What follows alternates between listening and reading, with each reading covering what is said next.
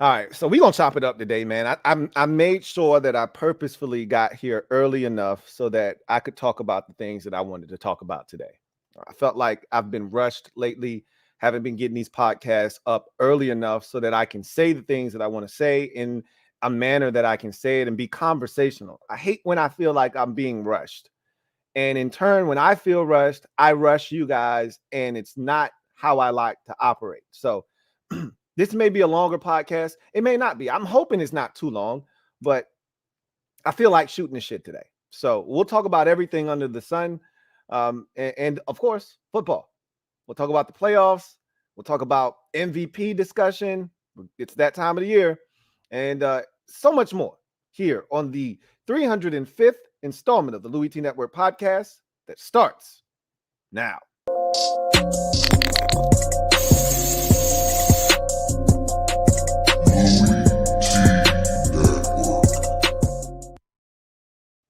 Who else could it be?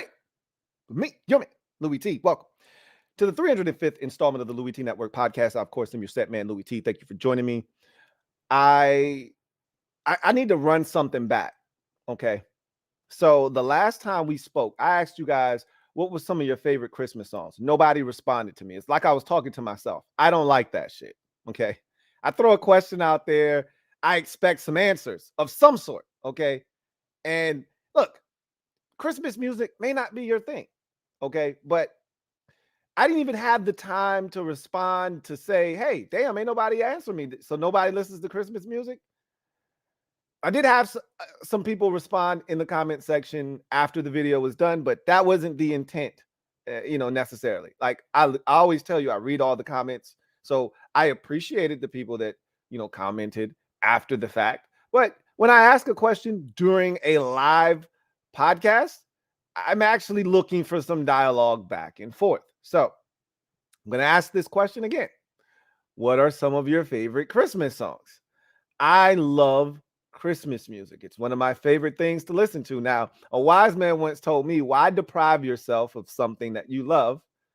Because it's seasonal. If you love it so much, you should listen to it whenever the hell you want to.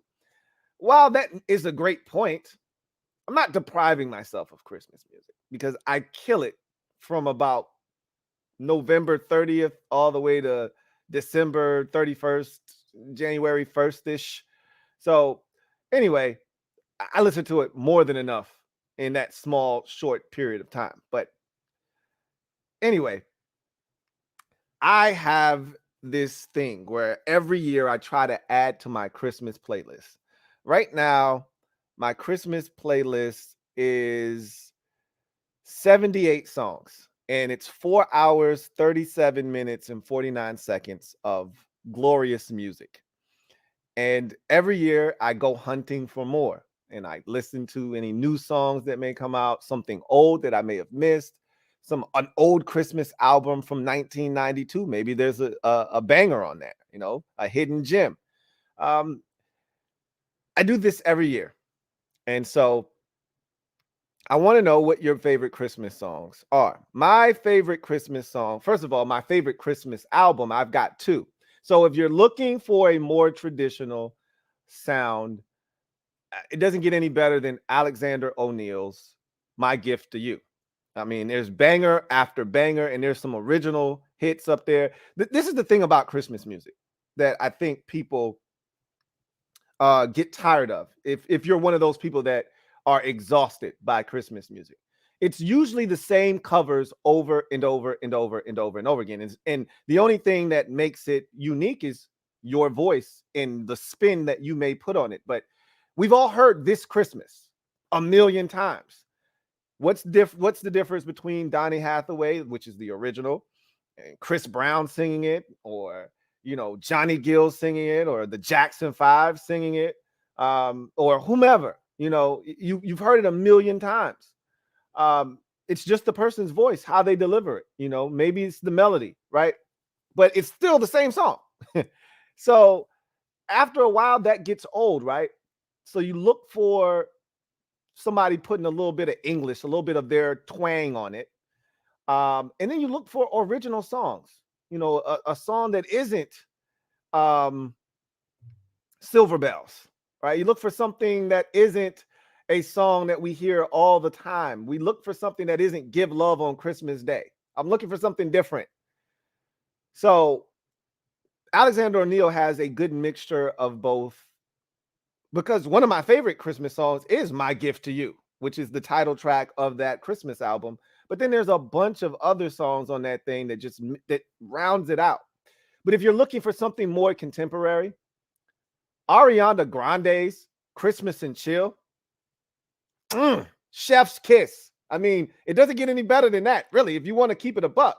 If you're looking for something different, something not quite your normal Christmas, so I have two Christmas playlists. This is how much I love Christmas. I have two separate Christmas playlists. One is called my new Soulful Christmas, because I had an old playlist back in the day when I was in high school called the Soulful Christmas. Now it's a new Soulful Christmas. That's the one that's 78. But then I have an adult Christmas playlist, because that one isn't necessarily for the kids. Okay, that's not necessarily for virgin ears, and not that Ariana Grande's isn't for them, but the cookies she's talking about aren't the cookies that the kids are talking about leaving for Santa. If you know what I'm talking about, if you know what I mean. So anyway, that's a great album. It's only 6 songs. It's more of an EP than it is an LP, but it doesn't matter. That's what you're going to get a lot of times with Christmas anyway, is EPs versus LPs. Nonetheless, it's 6 songs of heat. Okay. Love it, love it, love it. My favorite Christmas song of all time, I'm pissed because I'm a Tidal user. Okay. I use Tidal as my app of choice. They took, and every now and again, you get into these contractual disputes and a song is no longer available on that. I don't know what happened with Luther Vandross's At Christmas Time, but for some reason this year, it's been wiped off the face of the Tidal app. I'm about to lose my mind. The one song, I got 78 songs on my new Soulful Christmas playlist. And of the 78, my absolute favorite song that I look forward to hearing every year is no longer on the app. What are the chances? What are the odds? So I went digging, because sometimes what happens is an entire album or certain tracks on an album get wiped. There's a contractual dispute between labels, things like that, and it gets wiped. But if you just go to a different album, the same song is there and you just put it back on the playlist. So I was thinking, oh, okay. I had gotten it off of like Soulful Christmas Volume 3 or something like that. Oh, okay, maybe that's no longer available on Tidal. I'll just go to Luther Vandross's Greatest Christmas Hits. It's clearly going to be up there. And I go to that album and the first track is gone. They've got 2 through 14, but there's no number 1. What do you think number 1 was? I'm upset. I'm really frustrated. Anyway, I digress. I'm just going to say this, and I see some answers coming in. I'm going to read your guys' responses.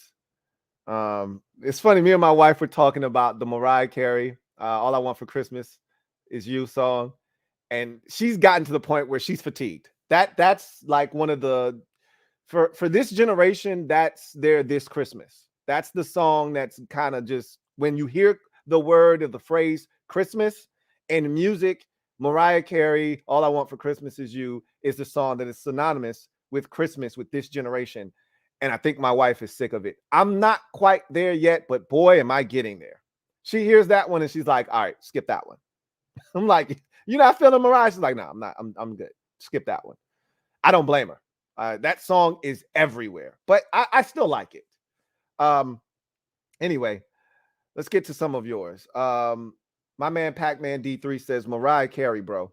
He's probably talking about All I Want for Christmas Is You. But you can't go wrong with Mariah Carey. Miss Perry writes, this Christmas, Donny Hathaway, an all-time classic. So many people have covered that song. It's one of the, along with the Silent Night Temptations and Donny Hathaway's This Christmas. There are certain songs that, and if you go even further back, You know, there's some other songs that they just resonate. You know, they hit different when they're sung by a specific artist. Um, This Christmas and Donny Hathaway is one of those songs. Let's see. Nathan Socks says homemade Christmas in Kentucky. I don't even know what that is. That sounds interesting though. Don't know what that is. Pac-Man D3 says that early Christmas music always hits strong, like Bing Crosby. Like that's the stuff that I grew up on in terms of like in school. We go, I'm dreaming of a white Christmas. Like, I can't get down to that, man. I can't. It's nothing wrong with it. Like when I was in elementary school, that's what they would play. And so I became accustomed to that. My ears were trained to look for that. But as you get older, I don't want to hear Nat King Cole, chestnuts roasting on an open fire, Jack Frost nipping at your nose. I don't want to hear that shit. I mean, it's cool, but if I can get Marvin Gaye to sing that, at least give me 20 more years to make it even more contemporary. If I can get Johnny Gill to sing that, if I get the Jackson 5 to sing that, I'd much rather do that than to have somebody singing it in 1958. But some songs are just timeless. Bing Crosby, his voice is distinct. And for some, they swear by Bing Crosby. I'm good. I'm going to pass on Bing, man. Let's see. Hymns like Joy to the World, What Child Is This, Away in a Manger, etc. Again, those are all classic Christmas songs and hymns. It just depends on who's delivering the song, right? Miss Perry says, need to check out Alexander O'Neal's Christmas album. Please do yourself a favor. Please do. Billy Mack says, I hear Christmas songs, but I'm not listening. Well, what the hell, Billy? Oh, man. Joe Rockhead J says, is that you, Santa Claus? Louis Armstrong. That is probably a real song. It was funny. I was just watching an unsung that featured jazz from which was supposed to be the golden age and era of jazz from 1959 to 69. And of course, Louis Armstrong was a part of that. That's crazy though. Faith Evans' Soulful Christmas is a banger too. Yes, it is. I have at least 2 songs on my playlist from that album. I don't know if that's the name of the album. You might be talking of a specific song. But I know Happy Holidays is one of my favorite Faith Evans songs, and it's from one of her Christmas albums. I'm pretty sure it's probably going to have that same song you're talking about on it. Patman D3 says, Grandma got run over by a reindeer, a gem. I think there's actually a show, something to that effect of somebody getting run over by a reindeer. I was like, whoa, wait a minute. That's crazy. Someone says Vince Guaraldi is the best holiday music, point blank. Never heard of him. Maybe it's something that I need to give a listen to. Patman D3, you seem to be older, more traditionalist when it comes to Christmas music. Nothing wrong with that. He says, Merry Christmas, Baby by Otis Redding. Merry Christmas, baby. Shoot it through the night. Yeah, that's a good song. I got that one on the playlist. And I like Bruce Springsteen's version too.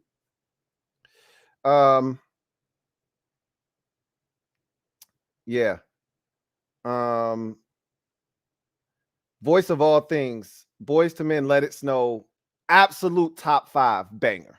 Like, you can't have a Christmas playlist and that not be on it. Like, I don't respect your playlist if that's not on it, if TLC Sleigh Ride isn't on it.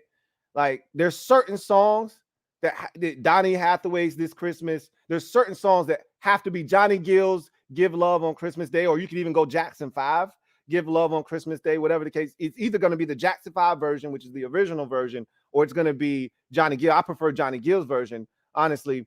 but one of the two has to be on your playlist. There are certain songs that validate your playlist. If you don't have them, then we can't even have a conversation. Let's see. Who sings my favorite version of This Christmas? I think I just stick with Donny Hathaway. I don't think anybody has done it better than him. Like the Jackson 5, Give Love on Christmas Day, I think Johnny Gill did it better than them, personally. There's certain songs where you just go, think they did it better. Sorry, the original's fine, but I think they did it better. I don't think anybody's done This Christmas, even though, yeah, no, it's Donny Hathaway. Chris Brown, I think, is a strong second. His This Christmas, and Usher, when he was a kid, did one. That's a pretty good one. And he threw a little flavor on it, you know. It's different. I told you, and that's what separates songs, is you throw a little sauce on it. You know, 15-year-old Usher singing "Merry Christmas, baby." It hits different, right? But I think Donny Hathaway's version is still best. Santa Baby, Eartha Kitt is the best pure version of Santa Baby. However, we've all heard the Santa Baby version with all the rap with Run DMC and Keith Murray, Snoop Dogg, Onyx, Sticky Fingers from Onyx. Like, we've all heard that version. That's the best version, right? Santa Baby. Just if you're looking for the pure version of Santa Baby, Eartha Kitt is it. But if you're looking for a more contemporary version, I love that version.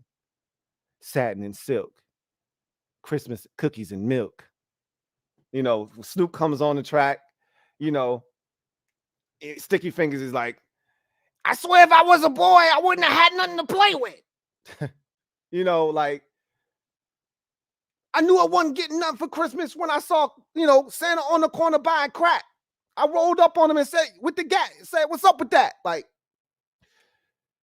you gotta love that version. But Kevin the PRF says Christmas in Hollis, another banger, another classic from Run DMC.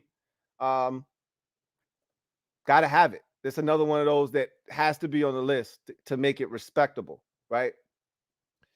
Patman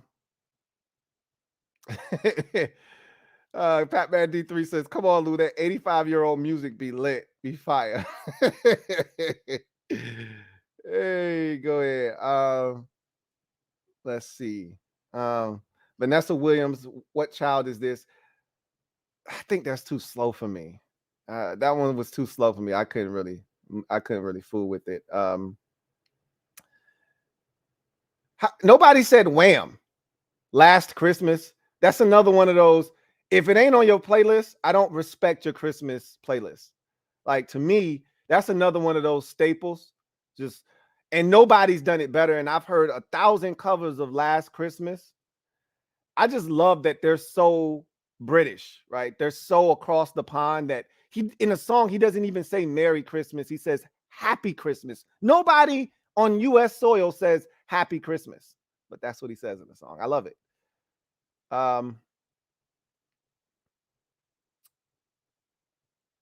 Oh, the unknown ism says Charlie Brown Christmas music is from Vince Guaraldi. Love the Christmas time is here, full of laughs and cheer. Love that song. That's one of my favorite songs. Fun for all. I used to love that, watching the Charlie Brown specials growing up as a kid. And then Mariah Carey does a version of that, and I really enjoy that. Anyway, Someday at Christmas by Stevie Wonder, that's on the playlist. I also like a neo version of that. Gives it a little bit of a little bit more of a present day flair. Really like that. Christmas in the City is another one of those staples. If it's not on your playlist, again, I can't respect your playlist. You know, it's Mary J, and then it's what's the old girl that was the radio DJ in New York? Damn, I can't even think about. Why am I blanking on her name? I can't think of her name right now. Shit, I could just look on my playlist. I don't know why I'm tripping and slipping on her name. Angie Martinez. There you go. Yeah, that's a banger. Malachi Malik, Jackson 5. I saw Mommy Kissing Santa Claus. That is my son's favorite song. He used to sing that so hard. Fitz Reynolds says, "Drink a rum, Lord Kitchener." Never heard of it. That's news to me. I'd have to go check that out. Voice of all things, Wham! Last Christmas. I was waiting for somebody to say that. I was waiting for someone to say that. And Scott Castellucci says, "Hello, everybody. Merry Christmas" by John Lennon. Last Christmas by Wham! Is another great one. You can't go wrong with that. Miss Perry says, "You'd be disappointed in my list." We may have some philosophical differences. It sounds like we may have some philosophical differences. Pac-Man D3 says, "The Christmas song by Toni Braxton." Yes, she does a great job with that. I love her version of it. Absolutely. Joe Rockhead J says, "Santa Claus goes straight to the ghetto." Angie Martinez, that's what I was looking for. The Stuck Up song. Scott Castellucci says, "The Stuck Up song by Louie T and Followers." That's another good one. Anyway, Silent Night, Temptations, definitely another banger that you cannot leave off your list, or else, again, I can't respect it. I mean, I'm just going through mine real quick. Justin Bieber has some bangers. Just so you know, I don't discriminate. I don't discriminate at all.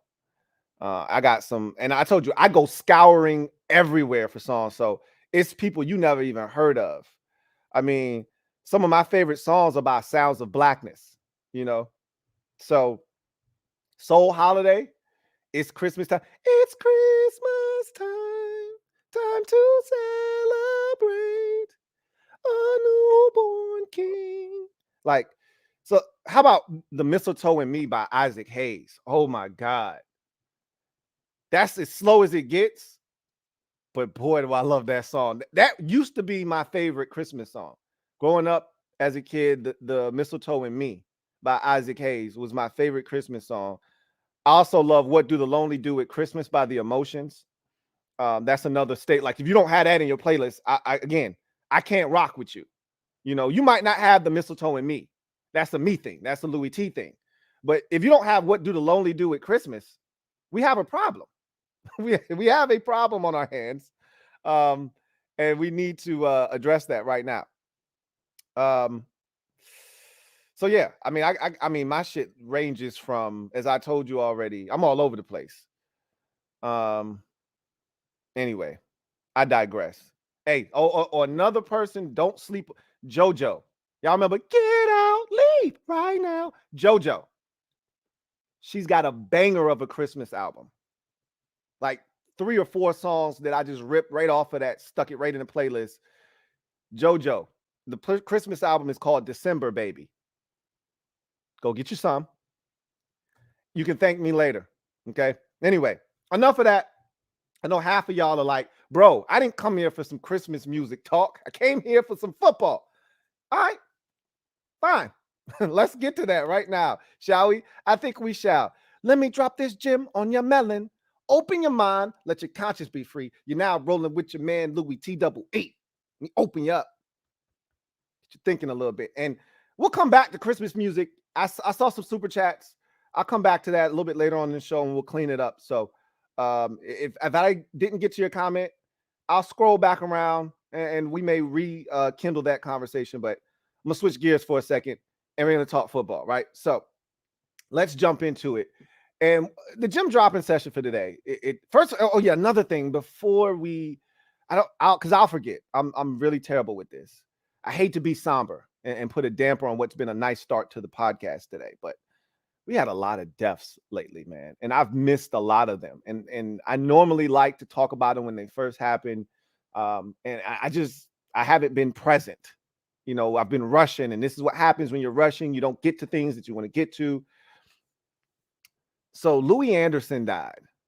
For those of you who don't know, comedian, actor, I loved his show when I was a kid growing up. I used to watch Life with Louie. It's Life with Louie, Louie, Louie, Louie. And my favorite line was, "No, I don't want to give you my lunch money."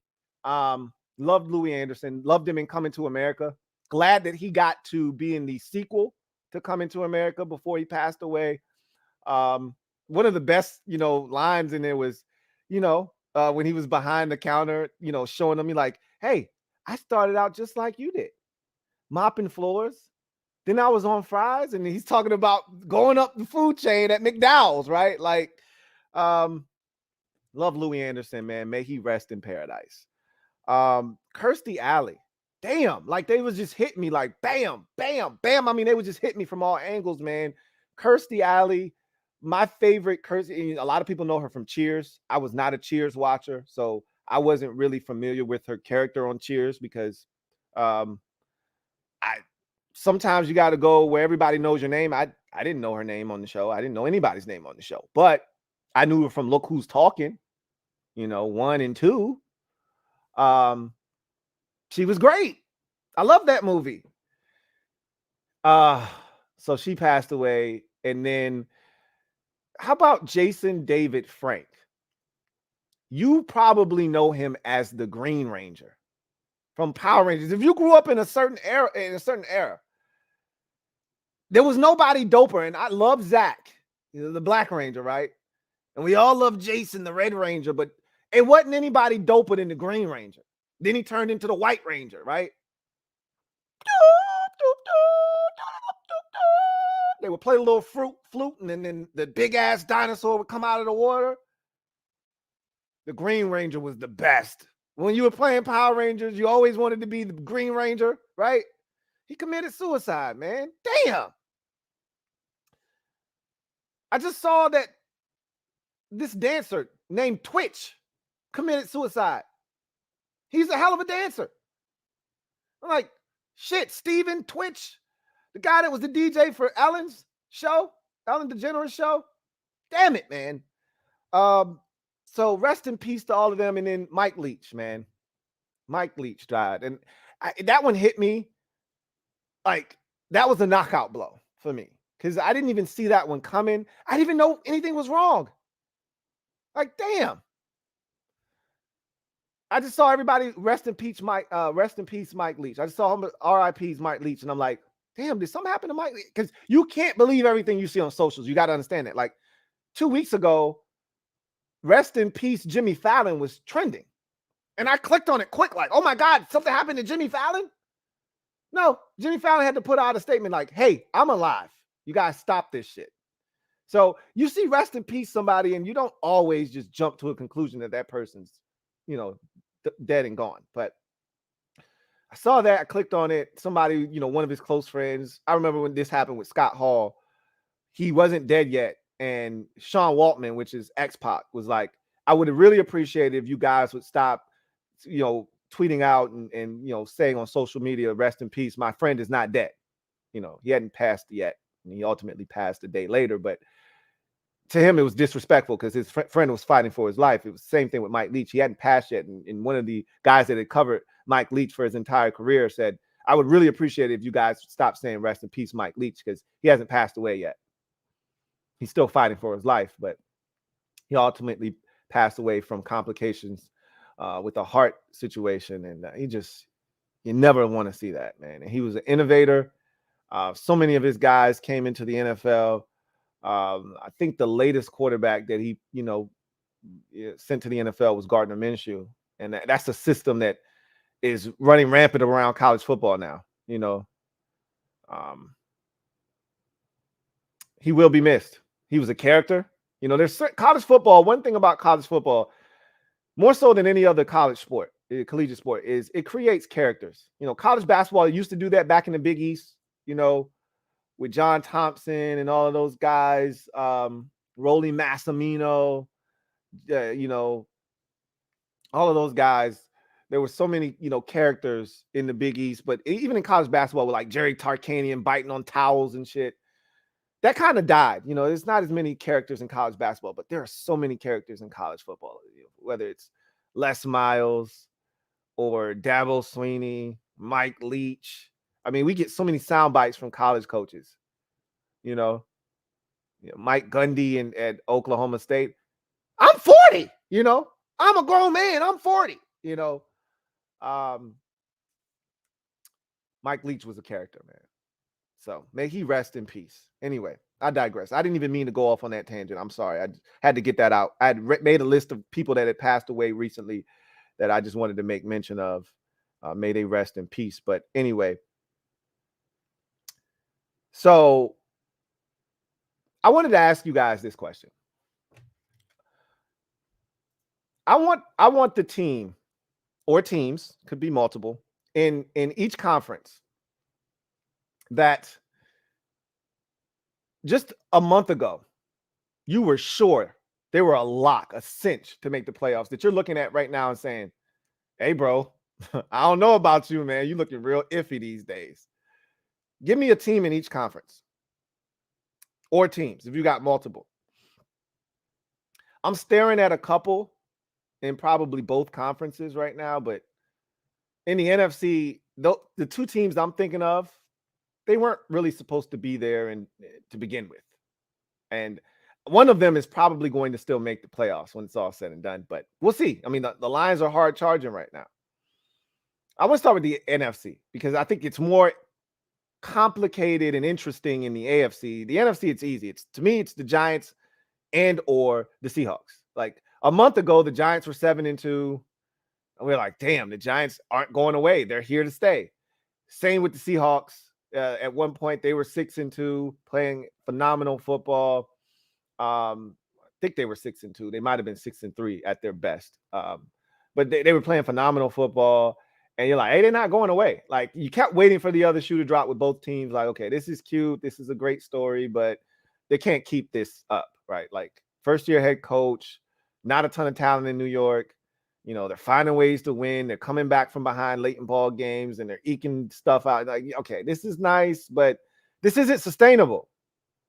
And then you look up and they're 7-2, and you're saying, oh, shit, well, maybe they're not going away, right? And the crazy part about the Giants is when the schedule came out, if you remember, if you're an NFC East fan, whether it's an Eagles fan, Giants fans, Cowboys fan, Washington fan, I told you, I said, when the schedule came out, we went over the schedule and we went over everybody in the NFC East's schedule specifically multiple times because it's the NFC East.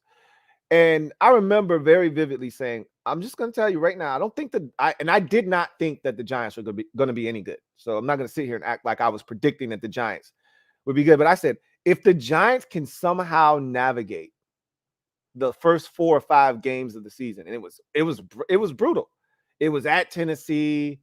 It was, a game against Baltimore at home. But there also were, Carolina and Chicago. There were winnable games there mixed in too. But nobody thought they were going to Tennessee and winning week 1. They did. There was Green Bay over in London. There were enough games in that first 6 games schedule, I believe, the first 6 games of the schedule, where you said they should lose these 3 games, and then if they lose one more of these other games, they're screwed. But they didn't. They beat Tennessee. They beat Baltimore. They beat Green Bay. All right. They beat Carolina. They lost to Dallas. That was the one loss that they had early on, but they beat everybody else. They beat Chicago. They took care of business. And in Seattle, the Seattle game turned out, and when we looked at the schedule, we said, well, they should be able to take Seattle out. They'll suck. And that turned out to be one of the tougher games, and they ultimately lost that game to get to 5-2.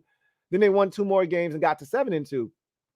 And I thought that if they could navigate the early portion of their schedule, they'd have a chance, because I said this about the NFC East.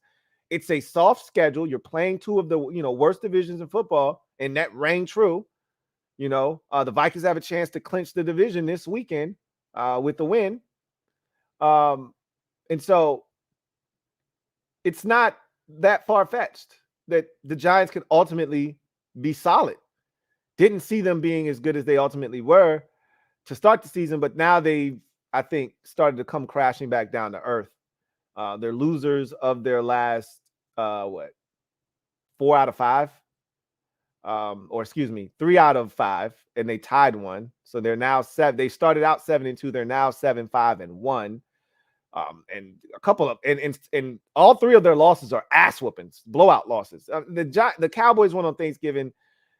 The final score is probably indicative of how close the game was because it wasn't a blowout for 4 quarters, right? The Cowboys ran away in the 4th quarter, but that was a 1-score game heading into the 4th. But they got their asses handed to them by the Lions. They got shellacked by the Eagles. And then, of course, they have the tie. So they're trending in the wrong direction. Same thing with the Seattle Seahawks. They've lost 3 out of their last 4. If I'm not mistaken, they've lost 4 out of their last 5. I think they lost 3 out of their last 4, though. We'll just leave it at that. They lost to Tampa Bay. That was right before the bye week over in Germany. They come back from that bye week. They lose to the Raiders. They barely eke by the Rams. And then they lose to Carolina. So they're trending in the wrong direction, losers of 3 out of 4. And they were once, I think they're now 7-6 are the Seahawks. They were once 6-3, and now they're 7-6. So they're struggling and heading in the wrong direction. And just a month ago, both of those teams looked like I won't say locks and cinches to make the playoffs, but there was no way that both of those teams would be out. There's a possibility that both of those teams could be out. Highly unlikely because Detroit would have to essentially win out to make that happen. But there's a chance that Detroit could sneak in and both the Giants and the Seahawks could be on the outside looking in. On the AFC side, it's a lot more complicated, a lot more interesting for that matter. Because I don't like the way Baltimore's playing football right now.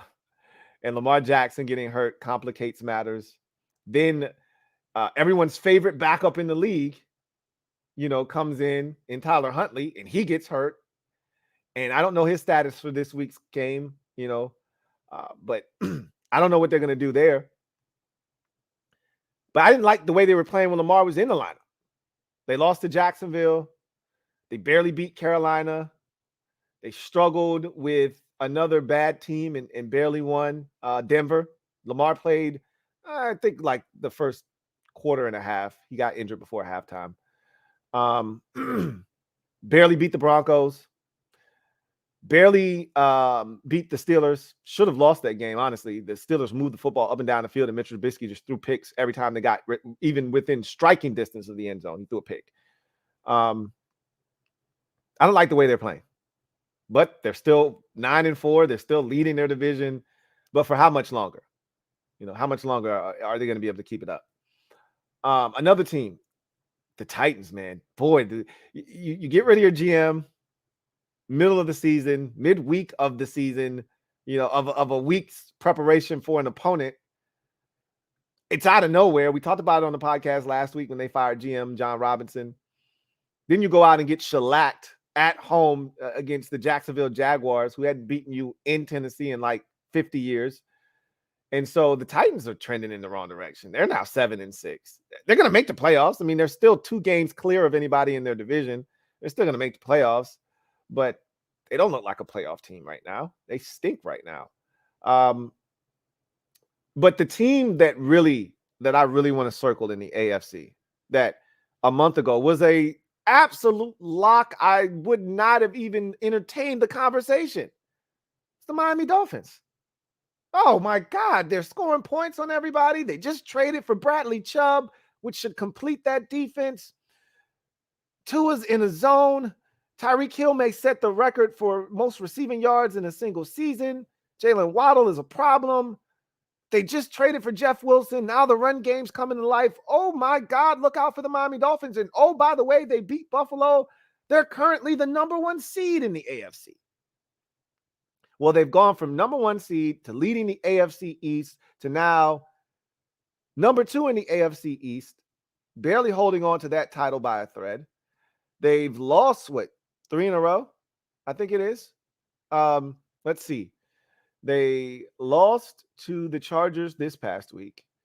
They lost to the 49ers the week before that. So there's 2 in a row, and they could easily lose again this week. They play Buffalo, at Buffalo. And all of a sudden, Tua's a little banged up. Tyreek Hill's a little banged up. The defense isn't doing what they thought the defense should be doing right now. And then I think that rookie head coach is starting to hit that rookie head coach wall. Like we saw it, or we're seeing it right now in New York with the Giants. You see this all the time with the first-year head coach that starts off like gangbusters. They hit that proverbial wall, and they start to slow down a bit.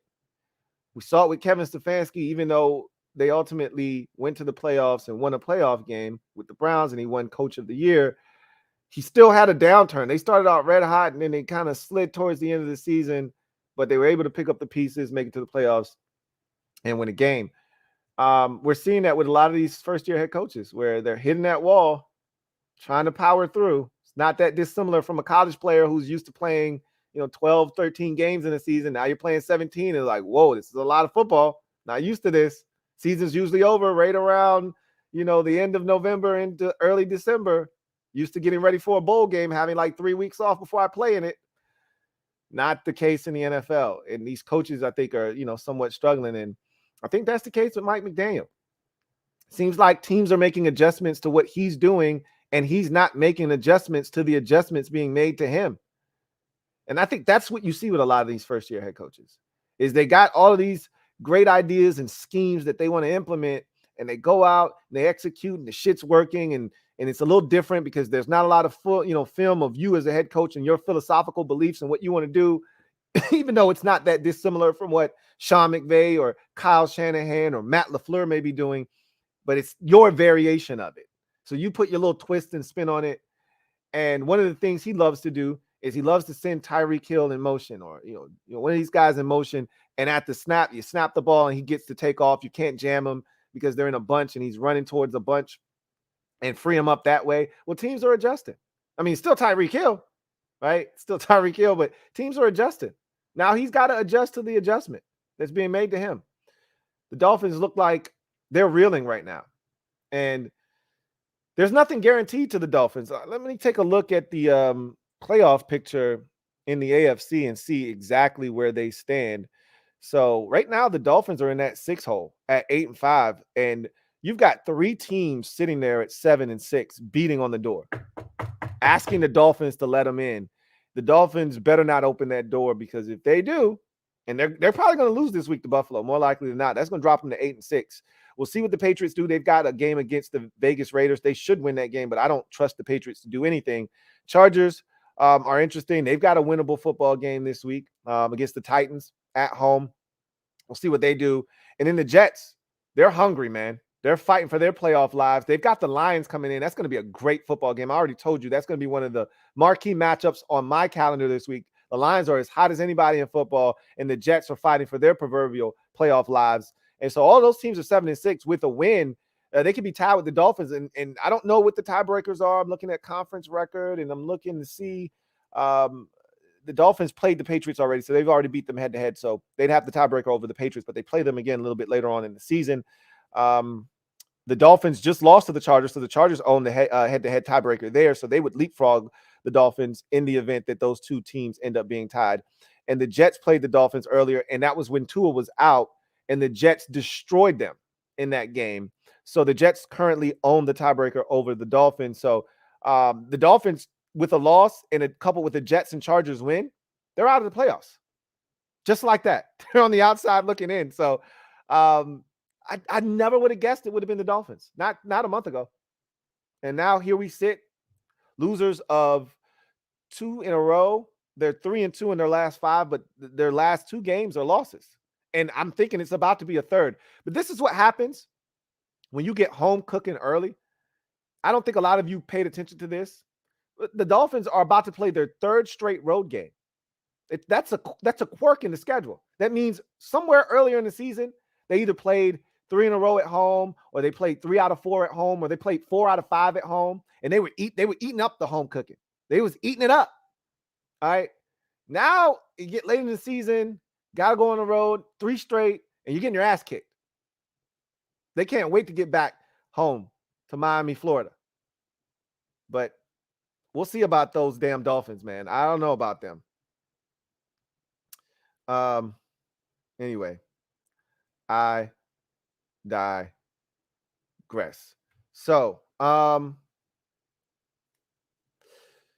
let's go ahead and let me see if anybody had anything to say on that subject.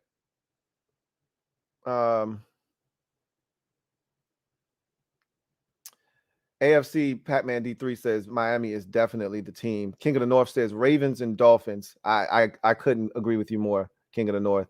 Unknown Ism, Tampa Bay. I mean, they've been kind of struggling for most of the season, so it's not a big surprise. A month ago, I was still looking at Tampa Bay because that division was terrible. Since the start of the season, that division's been awful. A month ago, I was looking at Tampa Bay like food. I'm still looking at Tampa Bay like, you don't belong here, but who's going to take their spot? I mean, they're going to win their division.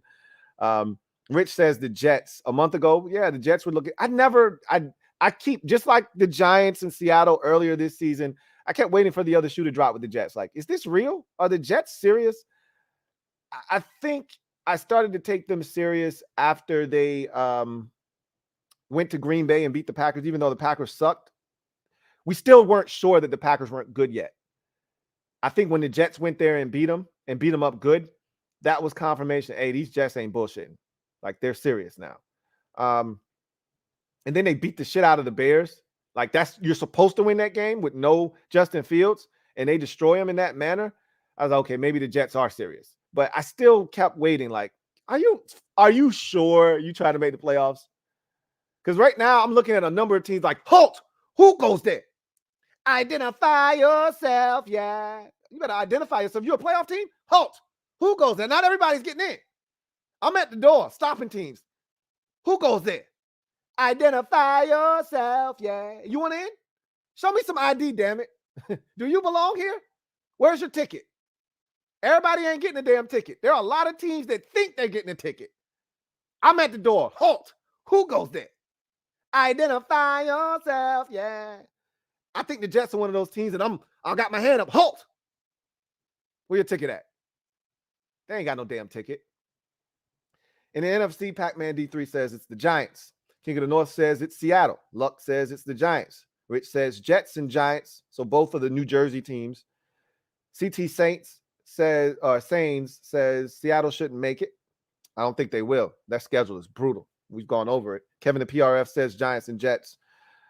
E says Giants and Ravens. I got the Ravens and the Giants on my list as well. So,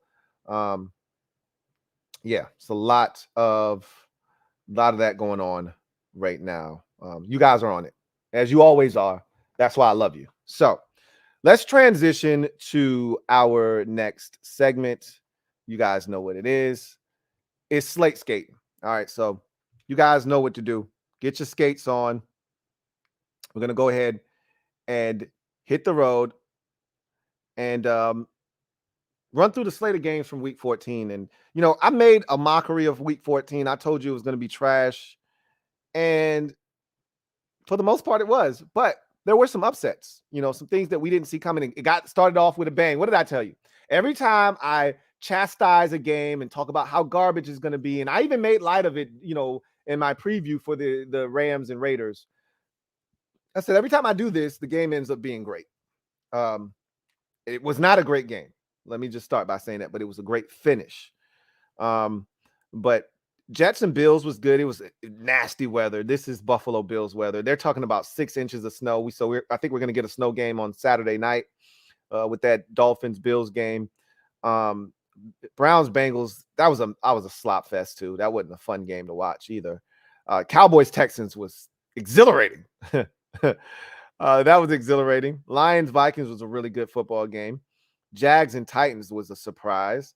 Eagles Giants was over by the end of the first quarter pretty much. Ravens Steelers was ugly but effective. Chiefs Broncos was a ton of fun to watch. 49ers Bucks, we turned that game off, I want to say at halftime. I don't even know if we made it to halftime. I think we did make it to halftime. Panthers Seahawks was fun to watch.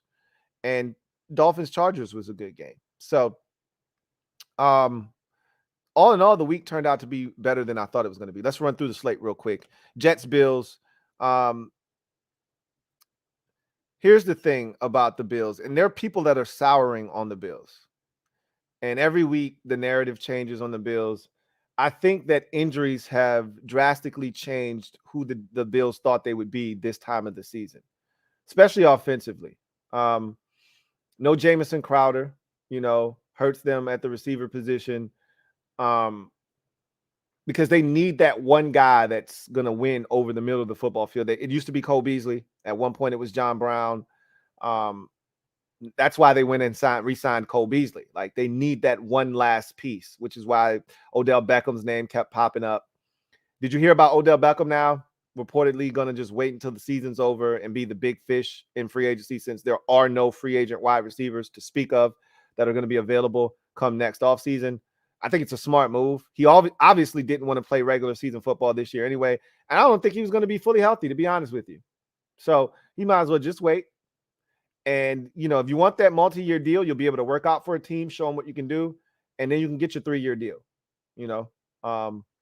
But I look at the Bills right now, and one, I think they have some issues up front on the offensive line. So that's a problem. Two, I think they're relying more on Josh Allen's legs than they really wanted to. Like, this has turned into, and remember, a lot of us forget, their offensive coordinator, the guy that made us fall in love with them, he's in New York. Okay. So now they got Ken Dorsey calling the plays. And look, I don't want to sit here and talk your head off about Ken Dorsey, because we weren't talking about Ken Dorsey and the problem with the play calling when they were running up the score against the Rams and the Titans early in the season and having a blast. And we were like, oh yeah, that's the Super Bowl team in the AFC right there.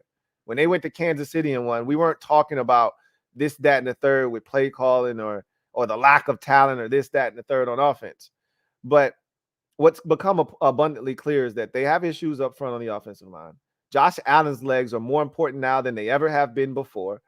And he's going to need some more targets to get the football to, And this is where Cole Beasley or a slot receiver like a Jamison Crowder comes into play. If you're having issues on the offensive line, you need a guy that's going to win and win right now, immediately, so that I can get the ball out of my hands. They've missed that this year. Not that Diggs isn't winning, not that Gabe Davis isn't winning, not that Isaiah McKenzie isn't winning, but those are guys. McKenzie is more of a slot guy and work the middle of the football field, but Diggs is a guy that can do it all, but you like him as a intermediate to deep threat. Gabe Davis is definitely a deep threat. There's no doubt about that. They just have to continue to find ways to get it done, and they did that in this game. It wasn't pretty, and this game started with 10 straight punts between the two teams. I don't think there was 26 seconds left was the first point scored in the game, and that was a Dawson Knox touchdown. Like, these two teams, but again, the weather was not, so you just were trying not to make that big mistake, which is what the Bills did the last time they played the Jets and they lost. So you just try to protect the football, not make that big mistake. And this was a close ball game, and the Bills are good. They're the number 1 seed in the AFC right now. If they want to go to the Super Bowl, they best do everything in their power to hold on to that number 1 seed. I thought the biggest takeaway from this game was the defense. And my guy, JL Smooth, John Livingston, was like, we need Gregory Rousseau to step up in this game, or step up with the absence of Von Miller, him going on IR and, pretty much going to miss the rest of the season. But we'll see, how long he's out, but he's on IR for now. And he said, I'm going to need Gregory Rousseau to step up. And Rousseau had 2 sacks in the game against the Jets. As a team, they got after the Jets, beat up Mike White. He had to go to the hospital, busted his ribs up, sacked him 4 times, hit him 7 times. I thought the defense stepped up huge in this game, and they win 20-12 over the Jets, avenging an early season loss in New Jersey to those same Jets, and improving to 10-3 on the season. And then they didn't know this at the time, but the Dolphins would lose later on that evening.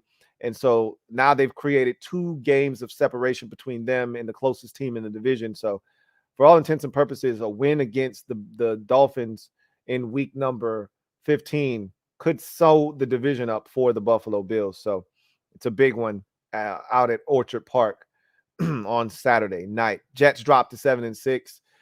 They officially made Mike White their starter. Remember, there was a lot to do about benching Zach Wilson. He was immature. He needed to essentially have his wrist slapped. You know, that's a no-no. We don't do that up here. You're not at BYU anymore. That's a no-no, Zach. We don't blame other parts of the team. We don't deflect blame. We're the quarterback. We take blame head on, whether it's our fault or not. We take blame. We don't deflect it. There was this prevailing thought that they would go back to him eventually after they felt like he learned his lesson. No, he's now, he wasn't even active. Like, I remember watching the game and Mike White had to leave briefly after getting hit. And I'm thinking, okay, Zach Wilson's about to come in. And I see old Joe Flacco warming up. I'm like, Joe Cool's, Joseph's over there about to get in. Sure enough, Joseph came in for a few snaps. And then Mike White came back into the game. So he wasn't even active on game days with Zach Wilson. Now he's been promoted to backup quarterback, but doesn't seem like he's getting his job back right now. But he's one hit away from getting back in there. And if he does get back in there, he better make something happen. Anyway, I digress. 20-12 was the final in that game. Slop fest, but the Bills get it done. Bengals and Browns, Battle of Ohio. Browns got them earlier this season on a Monday night. Bengals returned the favor 23-10, moved to 9-4 in the season. Still tied with the Ravens atop that division. Ravens owned the tiebreaker, or, beat the Bengals on Sunday Night Football in Baltimore earlier this season. So that's why the Bengals are currently the 5th seed in the AFC. But I think it's only a matter of time before they overtake the Ravens in that division. Browns were game. They hung in, but this was all Browns, really. This was all Browns. Deshaun Watson still not really comfortable.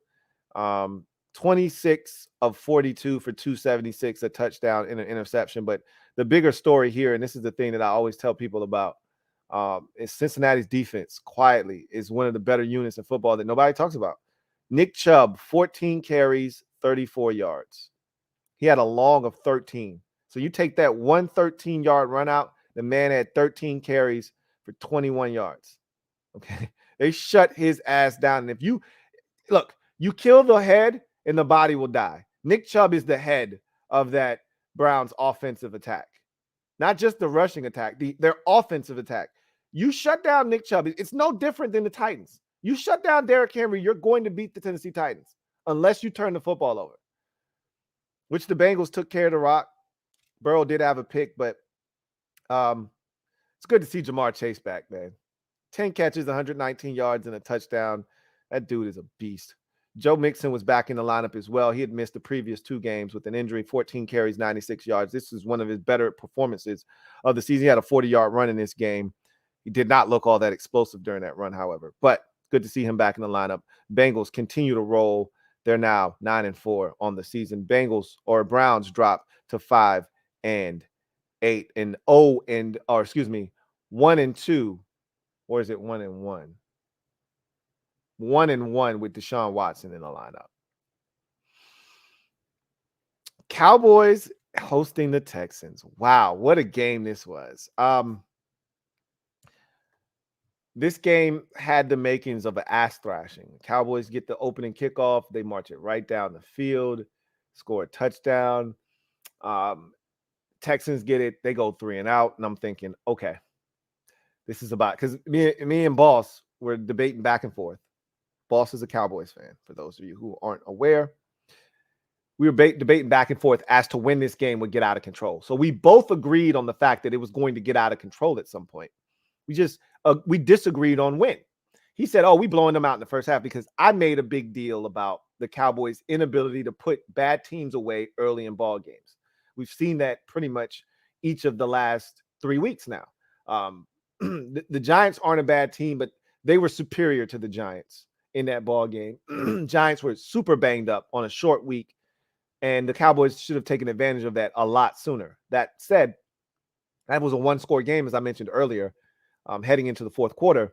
And then they ran away and hid in the fourth quarter of that Giants game. Same thing with the Colts game. That's a one-score. The Colts should have been leading at halftime. They're a bad team, so bad teams do bad team shit. And so they weren't winning that game at halftime, but they should have been. All right. Then the Cowboys exploded for 33 points in the fourth quarter. We've never seen anything quite like that before. And they end up scoring a 50-burger on the Indianapolis Colts and destroying them. Same thing happened here. And my argument was, you guys don't beat teams up early. You beat them up late. He said, well, that was then. This is now. We about to bust their ass early. Okay. He said, by the second quarter, we're going to be up 2 scores at halftime. I said, nah. You won't be up 2 scores at halftime. It'll be a 1-score game at halftime, and then you're going to score 17 unanswered points in the third quarter, and then you'll be up like 24 heading into the fourth. He was like, nah, first half is going down. I said, okay. So after the start, touchdown on the opening drive, they punt. I'm thinking, you might be right. This might get ugly quick. And then Kevontae Turpin muffs the punt. And from that point on, the Texans were game. They scored a touchdown off of the muff punt. About 2-3 plays later, they take the lead 10-7. Dallas retakes the lead 14-10. I kept telling him Dak is good for a pick. He's good for at least a turnover. Dak turned it over twice in the game. They get a touchdown off of the first of 2 Dak interceptions and have a 17-14 lead. End up taking getting a field goal, tying it up. And to my surprise, they ended up getting a field goal before a half to make it 20-17 at the halftime break. I just want to get to the end of this game. Okay, forget about all of that. Dak throws another pick, and this pick that Dak throws, Texans are up 20-17. All right. 23-20, excuse me. They're up 23-20. Dak, let me see when he throws this pick. Dakota Prescott throws an interception with, let me see. Dakota throws an interception with 5 minutes and 45 seconds left in the fourth quarter. And it's returned to the Cowboys' 11-yard line. The Texans are in business. If they score a touchdown here, they're going to win this game. And Lovie Smith knows it. And so if you're at the 11, that means you can get a first down. And they ultimately get a first down. So now they've got 4 cracks at the end zone. And did they get a first down? Let's see. No. So Dak's interception is returned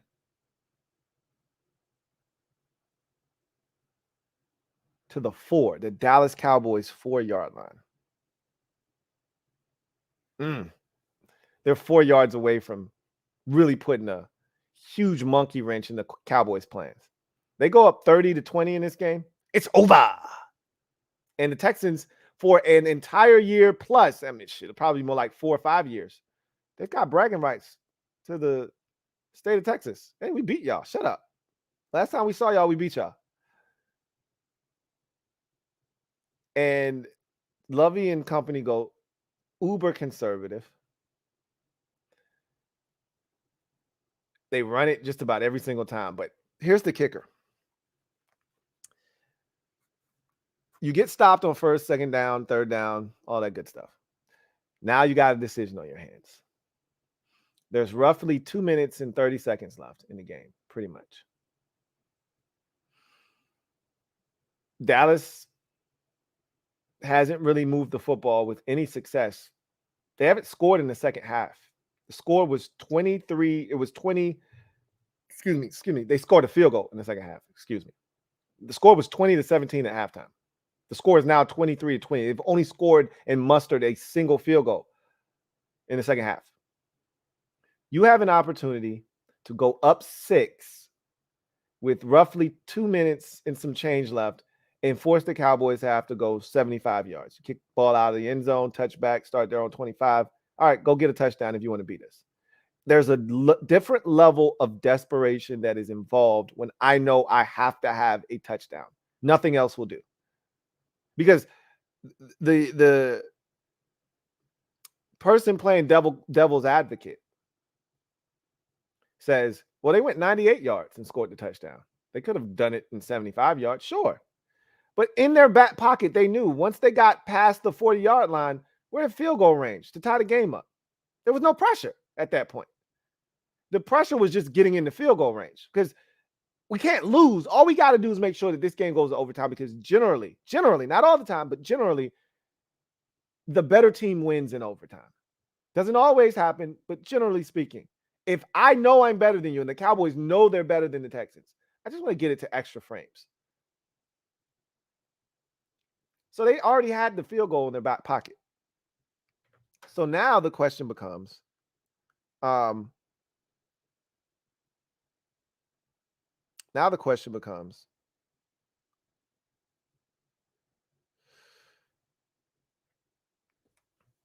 you kick the field goal or do you go for the jugular vein, which is the touchdown? You watch them bleed out, and you know you've just upset the Dallas Cowboys and put a monkey wrench in their season. What do you do? So my whole thought process was simple. You kick the field goal. You make Dallas have to score a touchdown. Lovie Smith has been pretty conservative most of the season. He decided at this moment, I'm going to be aggressive. Hell, we're 1-10-1. We got nothing to lose. That's all my dad kept saying. They got nothing to lose. They should go for it. He wanted them to go for it because he knew he was going to stop them. I'm like, bro, no. Kick the field goal. You know what you got to lose? The game. You're going to have the number one pick. You're going to have the number one pick. Regardless of whether you win this game or not. You're going to be the number one pick in the draft. Win the game. Beat Dallas. So they call a timeout to discuss what they're going to do. They come out of the timeout, and there's nothing I can't stand worse than incompetency after a timeout. There's nothing worse. Because you literally called a timeout to discuss, and if you come out of the timeout and you get a delayed game, or you discuss snap counts to say, hey, guys, we're going on 2 here. We're going to see if we can get a free 5. And then one of your guys jumps false start when you give the fake cadence. You're like, come on, bro. We just talked about this shit in the huddle. We just called timeout. Nothing worse. They call timeout to discuss the 4th down play. First of all, I didn't like the fact that Davis Mills wasn't in for pretty much any of those 4 plays. They kept Jeff Driscoll in, and he had done a good job running the football and every now and again throwing it. I thought Davis Mills should have been in there for at least 1 or 2 snaps, but whatever. They come out of the huddle, they get to the line of scrimmage, and I'm thinking they're going to run this. Oh, my God, they're going to get stopped. Because, first of all, I thought they should have been in shotgun. They come under center. Driscoll comes from under center, and he takes off to his left. The running back goes to his right. And I'm like, oh, my God, they just effed the play up. At first, I thought it was like a speed option where you fake it one way and then you turn around, haul ass the other way, and you flip it to the back. But the back took off like it was supposed to be a toss or something. And Driscoll turns around, and there's nobody there, so he has to turn around and run, and the Cowboys are all over him. What a disaster. What a bad football team the Texans are. Oh, my God, they suck. I mean, 4th down, and that's what you do. Of course, the Cowboys stop them at the 2-yard line. They go 98 yards. The rest is history. They come back. They win 27-23. All is right with the world. Look, we can sit here and talk about it being a close, loss, but it wasn't. They won. So they dodged the bullet. They're now 10-3. They keep pace. 1 game behind the Philadelphia Eagles. 2 games behind the Philadelphia Eagles. in the NFC East. And effectively, they give themselves a fighting chance.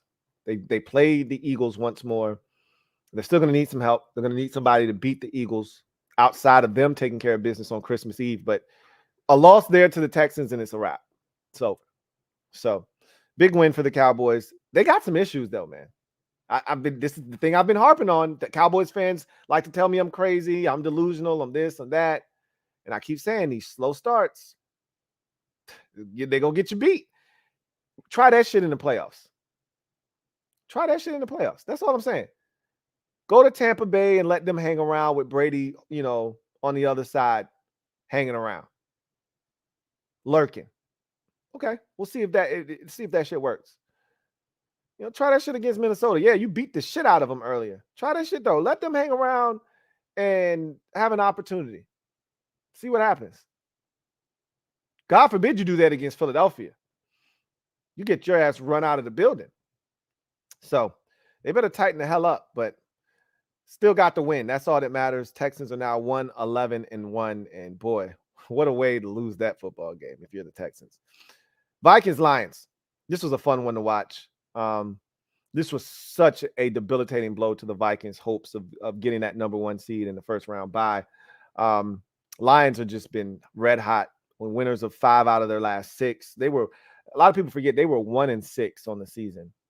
And we talked about how bad they were. We even, when they lost that last game before getting on this run, we talked about Dan Campbell's job security. Remember, we talked about that on the podcast? Like, man, Dan Campbell was talking about how close they were, and he was sick and tired of talking about how close they were, and he just needed them to keep bearing with him. They are close. I said they weren't going to get rid of him, but bro, you got to do something. Well, winning 5 out of 6 is doing something. They're scoring points. This is the bigger discussion that I think needs to be had. I just want to say Jameson Williams is back. First round pick out of Alabama. First touchdown of the game, 41 yards. His first game in the NFL. He was amped after touchdown, as he should have been. This has been a long time coming for him. And to get it in that fashion, I mean, he was wide as up. He broke the corner off something proper. I mean, boy, that dude was open by about 8 yards. Jaunted into the end zone. Took his helmet off, ran over to the sideline like, yeah, this is my shit, all of that. Yeah, it was nice. But I think the bigger discussion is Jared Goff the future at the quarterback position. I think he is. Like, remember the assumptions that we made about specific teams? Like, yeah, Jared Goff is a placeholder. You're going to suck. You need somebody to be your quarterback while you suck. Might as well be Jared Goff. But I told you the guy that traded for him, Brad Holmes, the GM in Detroit, was a part of the brain trust that decided Jared Goff was better than wasn't that the Carson Wentz draft? Jared Goff was better than Carson Wentz. And that they needed to go in that direction. And so I think Brad Holmes really believed in Jared Goff. And that belief is starting to pay off. Goff was spectacular in this game. 27 of 39, 330, 3 touchdowns, no interceptions. Jared Goff has been on a tear lately. And this wasn't one of the better run games for the Lions. So it was really on his shoulders to make things happen, and he did. Jamal Williams, 16 carries, 37 yards. DeAndre Swift, 6 carries, 21 yards. Justin Jackson, 4 carries, 19 yards. Like, they weren't really running the football effectively. This was all Jared Goff, shredding them time after time after time.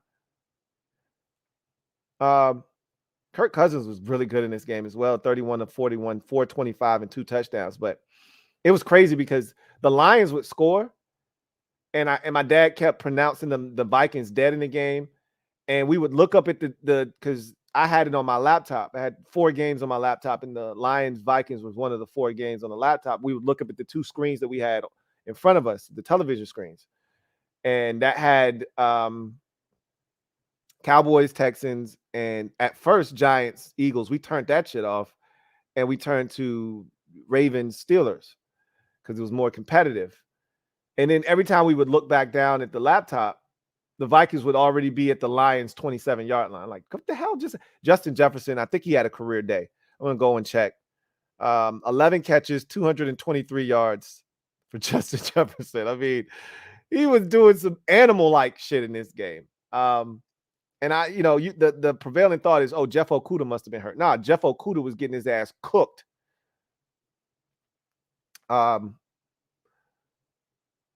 It was ridiculous.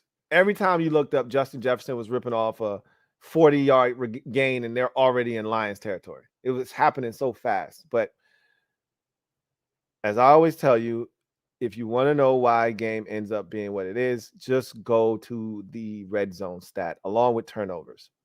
All right, that'll always tell the story. Vikings, 2 of 4 in the red zone. Lions, 2 of 2 in the red zone.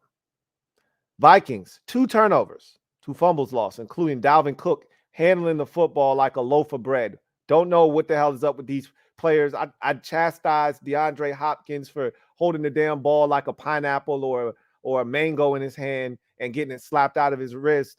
And Dalvin Cook had the shit with 2 hands. Who gets a handoff inside the 5 and has the ball in his hand like this? Who does that? He gets hit and the ball fumbles and comes out. What are you doing, dude? Put this shit away. 2 fumbles, 2 turnovers. The Lions 0. That's why the Lions won the game. It's not rocket science, guys. I tell you this all the time. Those 2 stats usually tell the story. Lions, man, claim another victim.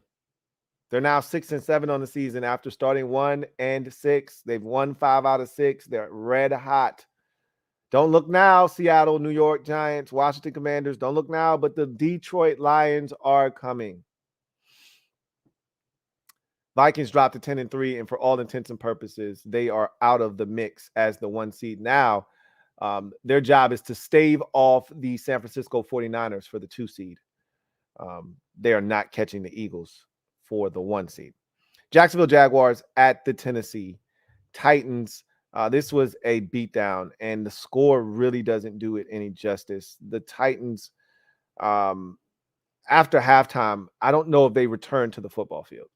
This was a close game at halftime, and one that I thought Tennessee was still going to win. Derrick Henry almost had 100 yards rushing in the first quarter. Not the first half, the first quarter. Derrick Henry almost had 100 yards rushing. So it was his highest output in the first quarter of a game in his career. He was killing them. So I'm like, oh, this shit doesn't add up. The math won't math it. All right, the math was not mathing in this game early on. Like, okay, Derrick Henry running all over these boys. This shit about to get ugly. It was 14-7 Titans. I'm thinking, yeah, okay, they're going to win this game. Like they always do. 24-20, 21-17. But Derrick Henry running the football is usually a good omen for them. What proceeded to happen in the second half was really from the second quarter on was an ass whooping unlike any I've seen the Jaguars participate in. They scored in this game 29 unanswered points. 29. They scored on 1, 2, 3, 4, 5, 6 straight possessions. Did the Jaguars in this game. They had this shit on tilt. The Titans could do nothing right, and the Jags could do no wrong. Trevor Lawrence was spectacular in this game. Evan Ingram played like the guy that the Giants thought they were getting when they spent the first-round pick on him. Trevor Lawrence, 30 of 42, 368, 3 touchdowns. He was magnificent. Evan Ingram, 11 catches, 162 yards, and 2 touchdowns. I would venture to say that all 3 of those are career highs. That's just a guess. I can't confirm nor deny that, but I'd be willing to bet money that at a bare minimum, the 11 catches and 162 yards are career highs for him. The 2 touchdowns, he probably has had 2 touchdowns in his career before. But man, this was a fun one to watch. The Jags, that's another team. Much like the Lions, I think the Jags are too little too late. But I'd love to see them in the playoffs because they're scary, man. I wouldn't be shocked if they beat Dallas this week. I don't think they're going to beat Dallas, but I wouldn't be shocked if they did. They're a dangerous team, man. And they're fun to watch. The Titans are free falling. Free falling. The Titans are in trouble. And honestly speaking, I don't know if they are going to be able to figure this thing out because, as far as I'm concerned, they don't have any weapons for Ryan Tannehill to get the football to. Derrick Henry is the one guy you can rely on, and teams are taking him away. As I mentioned, the Jags gave up 100 yards damn near in the first quarter. Derrick Henry ended up with, in this game, 121 yards. He probably had 111 in the first half. I mean, they absolutely turned the faucet off in the second half. And a lot of that really stemmed from the fact that Tennessee fell behind and they had to start going to the air. And that's never a good recipe for them because they don't really have the weapons to do that. They're 7-6. I mean, somebody said, hey, the Jags are only 2 games back in the division. I'm like, 2 games with 4 to play. And, oh, by the way, they're still the Jacksonville Jaguars. They're not winning out, okay? And the Titans aren't just going to fall the hell apart. They're a well-coached ball club. They'll figure it out. They're still going to make the playoffs. I just don't think they're going to be there very long once they get there. This will be a quick trip, like Abe Simpson, right? Walk in, put your hat down, walk in a circle, pick your hat up, walk out the door. That's what the Titans are going to be when they get to the playoffs. Big win for the Jags. That's the first time winning in Tennessee in like 8 years. It's crazy. Eagles at the Giants. This was a bloodbath. 48-22. Let's just have the MVP conversation right now. Jalen Hurts is the front runner for the MVP. I just got sick to my stomach saying that. Doesn't even sound right. And it's crazy because while he's putting up great numbers, I still look at him and I'm like, that's not what an MVP looks like. That's going to sound like I'm hating. And I partly am hating, but nothing he's done this season. There have been like 2 or 3 games where I'm like, shit, that was a hell of a performance. The Packers game where he ran for 164 yards or whatever it was, that's ridiculous. I thought week 1 against the Lions, he was fantastic. In a game where they had to have him step up, where the Lions were game and they were pushing them to the limit in that fourth quarter. There have been several other games too, where I thought, man, he did it all in that game. I just, like, they go for it. I'll give you an example. I don't want to spend too much time on this game because the Giants are pathetic, and they look pathetic in this game.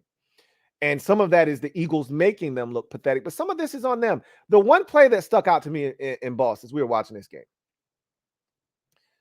it's 4th and 7, and the Eagles decide to go for it. And you could look at it one of 2 or 3 ways. One, the Eagles, they don't respect the Giants. They're pulling your bitch card. Like, what you gonna do? I turn it over. What are you gonna do with it? Sort of like the Cowboys. Everybody disrespects the Giants, right? Cowboys did it to them deep in their own territory. The Cowboys go for it. They don't get it. And they're like, what are you gonna do with it? And if I'm not mistaken, either they got a field goal or they didn't get any points out of it. Like, Cowboys like, what you gonna do with it? Eagles like, all right, it's 4th and 7 from, your 40 or 45 yard line. I could punt it. I could attempt a long field goal, but why?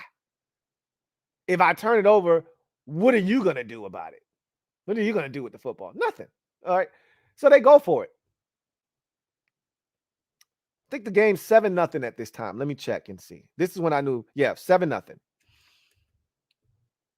And Hurts throws up a ball that should have gotten Devontae Smith in the hospital. It's a hospital ball. It's on 4th down. He throws it behind one defender, but the safety is coming over the top. And if I see 168-pound Devontae Smith not looking at me, but rather tracking the football, ribs exposed, young man's going to the hospital. I'm not looking to go head hunting. I'm looking to tear them ribs up. Throw a slab of those ribs on the grill. We about to cook them shits. Devour. There's no way that young man catches that football and gets up and wants to talk about it. If he catches it, it's a hell of a catch, but you definitely going to be on the ground writhing in pain. And there may even be a flag on the play. If you do it the right way, it shouldn't be a flag. I watched Marcus Jones, who's every bit of 5'8", destroy the tight end, the rookie tight end for the Cardinals. Tore his ribs to shreds. It was a hell of a catch. He held on to it, but he paid for it. Devontae Smith was supposed to pay for this catch. It's fourth, and this is the thing that kills me with NFL players, is the lack of situational awareness. Remember the Justin Jefferson catch against Buffalo on a 4th and 17? Game's over if you just get a stop. All you need right now is a knockdown. I don't need you to go pick it off. I just need you to knock the shit down. The defender sees the ball coming, and he wants to be greedy, right? He wants to be the hero, the guy that picked it off on the final offensive play for the Vikings and be able to slide and take a knee, run to the end zone, put his arms out. Everybody's running behind him like, yeah. I don't need none of that shit. All those theatrics are cool. I just need you to bat the ball down like it's a Hail Mary. It's 4th and 17. They don't pick this up. The game's over. Just knock the shit down. Fast forward to the Giants-Eagles game. It's 4th and 7. Julian Love is at safety. He's a former corner, by the way, but he's been playing safety long enough. He's looking to pick the ball off. Overruns the play. Even has his hand out as Devontae Smith catches the football. Has his hands out thinking he's going to catch it. Smith catches it and runs into the end zone. 41 yards, touchdown. And all I'm thinking is, if I'm a safety, my first job back there is to patrol, to make sure that ain't shit sweet back here, okay? Nothing cheap and nothing deep. If you going to get something back here, you going to pay for it. It ain't nothing free on this back end. Devontae Smith, you want to come back here with your frail body, Slim Reaper frame? Oh, you paying for this, bro. You paying for this. Every single one of those yards you about to get if you hold on to this ball, which I'm separating man from ball, but every single yard that you're about to get if you hold on to this, you will pay for writhing in pain on the ground as we got to go to a commercial break because you can't breathe right now. Mind you, he's 168 pounds. Ain't no way. Ain't no way. Because if you pick it off, you're going to have worse field position than if you just break it up with a vicious hit. And even if it comes attached with a 15-yard penalty, at least Devontae Smith and the Eagles will think twice about trying that shit on us. Maybe they'll do it next week against the Bears. They won't do that shit again today. That's not smart football. But and then AJ Brown gets loose on them for a deep ball touchdown. I'm just like, a lot of this shit is trash, but Hurts gets credit for it. He's playing really well, and he had another great performance. They scored a bunch of points, and then the Chiefs go out. Mahomes throws 3 picks. He ascends to the top of the MVP food chain. I ain't mad at it. I ain't glad at it, but I ain't mad at it. They destroy the Giants 48-22, continue to roll. I just take great pride in knowing they're one loss. They only have one. That would be us. I take great pride in that. But wow, what an ass thrashing. I didn't think it would get out of control that quickly. I thought it would take until the second half. They ran those boys out of the water in the first half. It was 24-7 at halftime. It was 34-14 after 3 quarters. So, yeah, it got ugly fast in this game. Miles Sanders, I do want to give Miles Sanders a quick little shout out. 17 carries, 144 yards, and 2 touchdowns. He was outstanding in this game as well. Ravens Steelers, there's not a lot here that I want to talk about other than the young fella Kenny Pickett getting injured. And that injury really set the stage for the Ravens to win this game. If you ask me, Ravens jumped out to a 10-0 lead. I'm thinking, damn, I'm on the wrong side of this.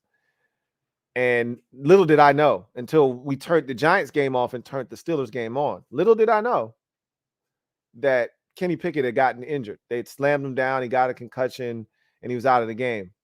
Little did I know that old Mitchell Trubisky was in the game. Mama named him Mitchell. I'm going to call him Mitchell. Was in here throwing it to the wrong color jersey the entire game. So It's 10-7. I'm like, here come the Steelers. Here come the Steelers. And then by the time I got to the game, Mitch had just thrown his first pick of the game. And I'm like, why do they keep showing Mitchell Trubisky? Why do I keep looking at Mitch's face? This makes no sense.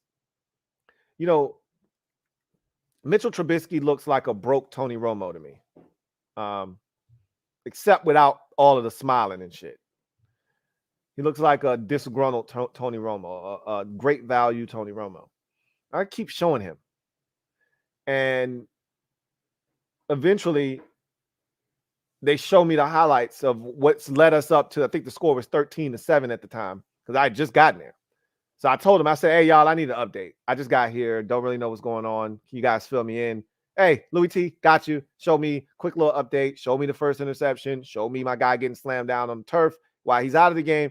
Oh, shit, it's Mitch's show. All right. Well, Mitch, make it happen. I promptly watched Mitch take them all the way down the field. His first interception he threw was to Roquan Smith. I watch him walk them down the field. They're in striking distance, and then he throws a pick to Patrick Queen this time, the other linebacker. Like, oh, shit. It's going to be one of those days, huh, Mitchell? And then they get, within striking distance. This is more around midfield. He takes a deep shot. This thing's 5 yards over the nearest receiver's head, right to the safety, picking the end zone. It was a 3-interception day for Mitchell. And really all the Ravens did was, I told you guys, and I've told you this many times, as a football team, sometimes you need to do nothing more than just back up and allow a bad team to do bad team shit, and they'll give you the ball game. And that's exactly what the Steelers did, or rather the Ravens did in this game, is they backed the hell up, allowed the Ravens or the Steelers to do what 5-7, now 5-8 teams do, which is self-destruct. And they just picked up the pieces when necessary. I mean, remember, they lost their backup quarterback, Tyler Huntley, in this game and had to roll with Anthony Brown. So they literally were trying to take the air out of the ball, and they couldn't get out of Heinz Field fast enough. Like, hey, run it, punt, run it, punt, and we'll let the Steelers destroy themselves, and we'll just kick field goals whenever we get the chance. That's what they did, and they win the game 19-14. Or 16-14 over the Steelers. They're now 9-4, but I do not love the way that they're playing right now. That is for sure. Chiefs and Broncos. This was a fun game. A lot more entertaining than I initially thought. Because I think this score, if I'm not mistaken, was 27-7 at one point. Let me check and see. I'm pretty sure this thing was 27-7. It's 27-7. Midway, late stages of the second quarter. And we were this close to turning that game off. This close to turning it off. But then we realized something. What are you going to turn it to? There's only 3 second half games, bro. There's nowhere to go. There was Buccaneers and 49ers. There was this game. There was Chargers and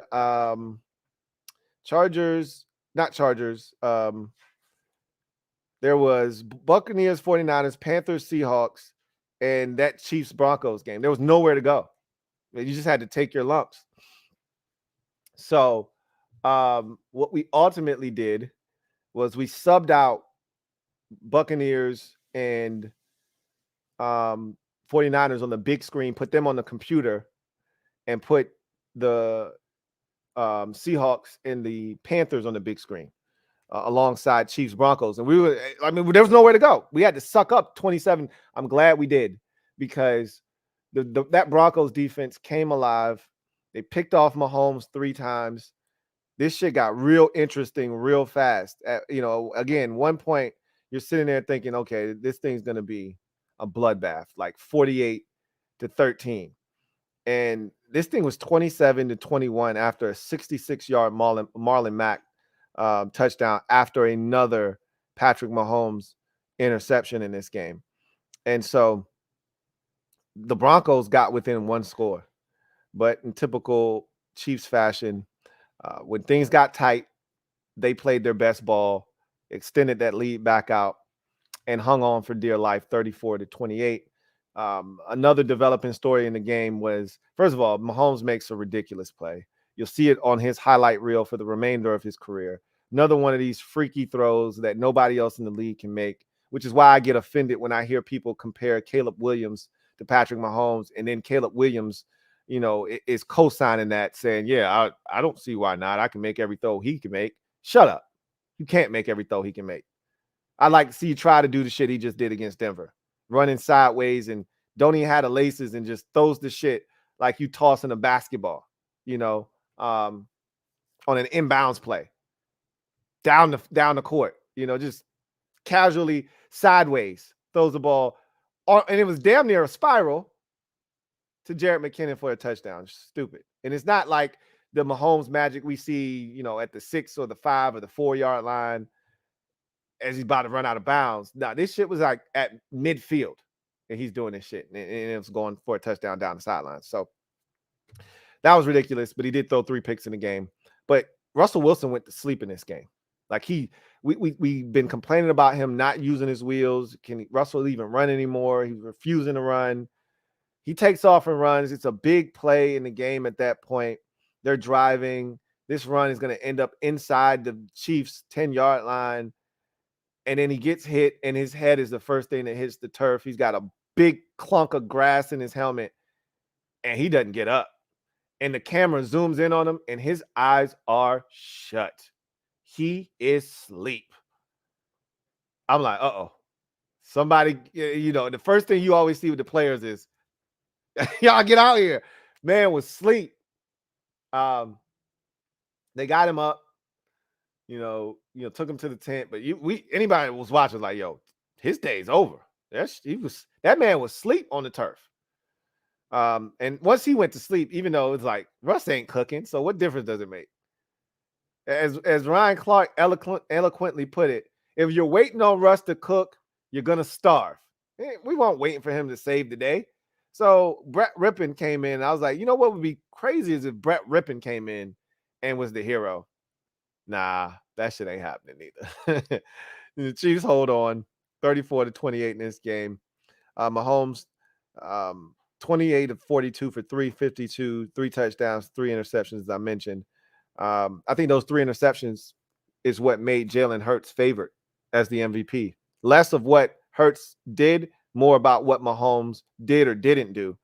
That said, don't count him out yet of the MVP, Mahomes. Don't count him out yet. But I do think that Hurts is the front runner right now. I do think that's the case. Chiefs are now 10-3. And more importantly, they keep pace. They're going to win that division, the AFC West. They're going to win that division. Okay, that's sewn up. When they beat the Chargers and swept them, that solidified the division for them. But they're still chasing the Bills, and they have to finish with a better record than the Bills. Remember, the Bills beat them head-to-head earlier this season in a game in Arrowhead. So they have to finish a game above the Bills in order to be the number 1 seed, home field advantage, and the first round bye. So they're still chasing after that. San Francisco hosting the Buccaneers. Again, I don't really want to put too much into this game because the Buccaneers are terrible right now. But this is more about the 49ers than it is the Bucs. I'll just say this. The entire complexity of the game shifted after the Bucs had let's call it a 52-yard Mike Evans touchdown negated by a penalty. Something that Brady had struggled with all season long. They highlighted this on the Monday night game against the Saints. He's missing the deep ball. Guys are open. He's not hitting them. We've seen Julio Jones open numerous times. Mike Evans open down the field numerous times. He's just missing guys. They're open. They've got a step or two on the nearest defender, and Brady's overshooting them by 2-3 yards. So he finally connected with Mike Evans on this one, and Evans is open. He hits him. It's a touchdown. Brady's excited. He's running down the field. And then the official's like, yo, Tom, I don't think you want to run 63 yards, bro. I'm just letting you know it's a flag. It's coming back for holding. So you might want to stop, turn around, and head back to the huddle. So Tom gets about a third of the way to the end zone where he realizes it's a flag. He turns around and he realizes it's holding, and he's like, shit. And that was their one chance. It was 7-0. That would have tied it up at 7. That was the chance. After that, they went south in a hurry. And this thing was 28-0 at half. I think we left at 21-0 after the McCaffrey catch for the touchdown. We had it out and shifted them to the computer and pulled up Seahawks and Panthers at that point. And then they got 28. And I was like, yikes. Then it was 35, first possession after halftime. McCaffrey has a 38-yard run. That's embarrassing. If you're the Buccaneers, that's an embarrassing effort on the road. After you just got this massive win and come from behind fashion, that's the effort you put up on the road? Really? Seriously? Should be ashamed of yourself. But they're going to win that division. They're going to host a playoff game. Meanwhile, the 49ers are cooking with gasoline right now. They're scary. The biggest bit of news out of the game for them, Deebo Samuel goes down in the first half of this game. And with an injury, he gets folded up like a pretzel. And you never like to see it. And you always know it's bad when a dude just says to hell with the football, which he did in that particular moment with the football. And that's how you know the Bucs were struggling. They got the football, great field position. They ain't do shit with it. As a matter of fact, I think their first possession of the game, they missed a field goal. Like, it just wasn't their day. But they're not playing well. But Deebo Samuel, we all thought the worst. When a guy gets the cart that comes out for him, you're like, oh, shit, that's not good. I've yet to see a guy get carted off and return in the same game. Like, it ain't going to be any Paul Pierce shits going on here, where a guy gets carted off in a wheelchair and then comes back 5 minutes later. Like, that ain't how football works. That shit happens in basketball, not in football. You get carted off, unless you're DK Metcalf and you got to take a dump and you can't make it to the bathroom, and that's why you get carted off. You get carted off on the field from an injury, you ain't coming back. So now how severe is it? How significant is this injury? He dodged a bullet. I was thinking the worst, probably a torn, MCL, ACL, something like that. God forbid it's an Achilles. Usually in those situations, it's not an Achilles. It's more likely an ACL or something like that. But it was his ankle, so it could have been an Achilles.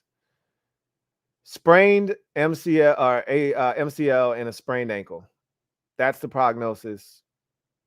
If you're the 49ers, you wipe your brow and you say, whew, dodged a bullet on that one. Our Super Bowl aspirations are still intact. He can be back by the time the playoffs roll around. So we'll see about that. And then Brock Purdy did sustain a little bit of an injury. He got nicked up. It's not something serious. I don't think it'll stop him from playing on Thursday Night Football. But, Brock Purdy, he did it again. And this is what happens when you surround your team with talented players. It takes a lot of the pressure off the quarterback. 16-21, 185, 2 touchdowns. It got so bad they were able to put Josh Johnson in the game. They could take Brock Purdy out. Think about that. It got so bad that they could take Brock Purdy out of the game. Christian McCaffrey, I said this when they got him. Kyle's going to utilize the shit out of him.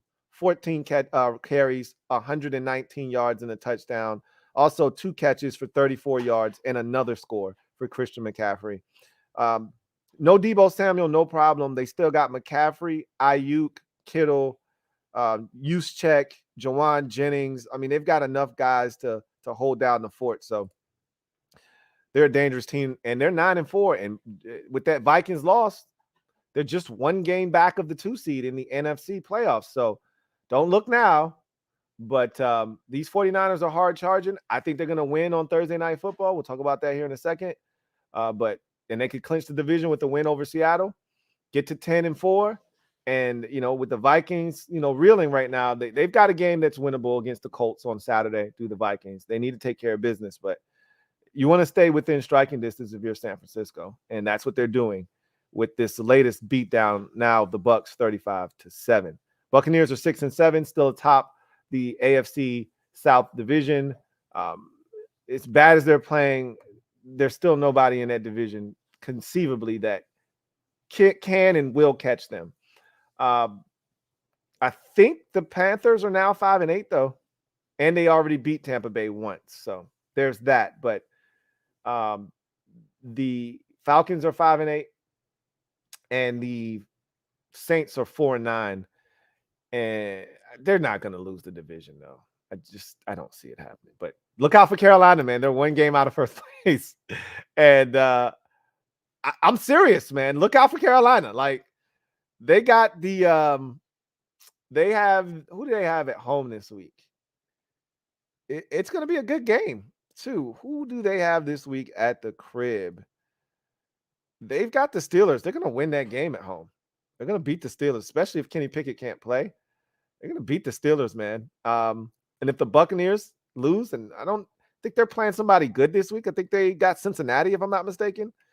Let me go and check just to check behind myself. But I'm pretty sure they got Cincinnati this week. Yeah, they do. They're going to lose. Hey, how about that? Could Steve Wilkes, as an interim head coach, lead this Panthers team to the playoffs? That would be a remarkable story. They're already talking about him potentially taking over as the permanent head coach there in Carolina. But wouldn't that be something? I think I had brought that up earlier this season where I said, I don't think I've ever seen an interim coach. I think I brought it up last year when Rich Bisaccia took the Raiders to the playoffs last year. I had never seen that before, where an interim guy comes in and takes a team to the playoffs. But this is different. Like, the Raiders weren't garbage last year. And John Gruden didn't get fired because the team sucked. He got fired because of other reasons, right? The Panthers were awful. They were a one-win team. They were on track to be the number 1 or number 2 pick in the draft. And now they're 5-8 with a chance to win that division. Are you kidding me? And they've already beaten Tampa Bay head-to-head in Carolina earlier this season. Anyway, this was a fun game. They jumped out 17-0, and I was like, whoa. And, at first I was being selfish. I was rooting for Seattle because I picked them on my sheet. But then I was like, F my sheet. It'd be nice if Seattle lost this game and it made it that much easier for Washington to have a shot to make the playoffs. Hell yeah, go Carolina. And so I started rooting for the Panthers, and I thought, though, that they were going to, bad teams do bad team shit. I thought they were going to self-destruct. And when Seattle scored the touchdown right before the half to make it 20-14, I was like, okay, time's up. This was fun. You had a nice little lead early, but Seattle's woken up, and they're going to do just like they did the Rams last week, and they're going to find a way to win.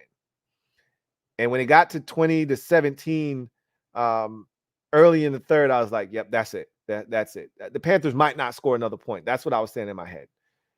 And then their defense just turned it up to another level. And the offense wasn't doing shit, but Seattle's offense wasn't doing shit. And they got after Geno's. I wonder how many times they sacked Geno, because I don't think they sacked him a bunch of times, but boy, I felt like they were pressuring the shit out of Geno.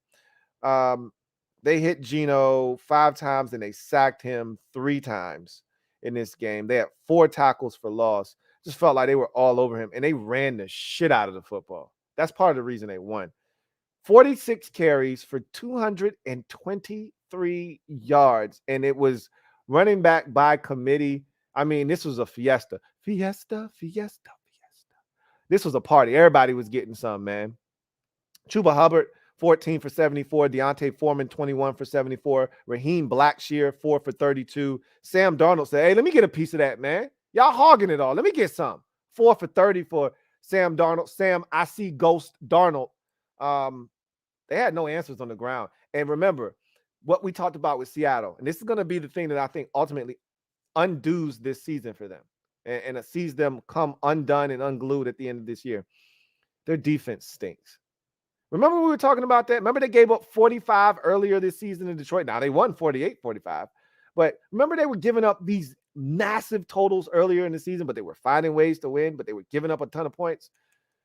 They're back at it. Can't stop the run. Not that Sam Darnold was super effective in this game, but he didn't have to be. You didn't force him to because you couldn't stop the run. Seattle's in trouble. They're reeling. They're 7-6. I've already chronicled this. They've lost 3 out of 4, and they're now on the outside of the playoffs looking in as the 8th seed in the NFC. Don't look now, but the Panthers are 5-8, 1 game out of first place. Steelers coming to town. Bucks are playing the Bengals.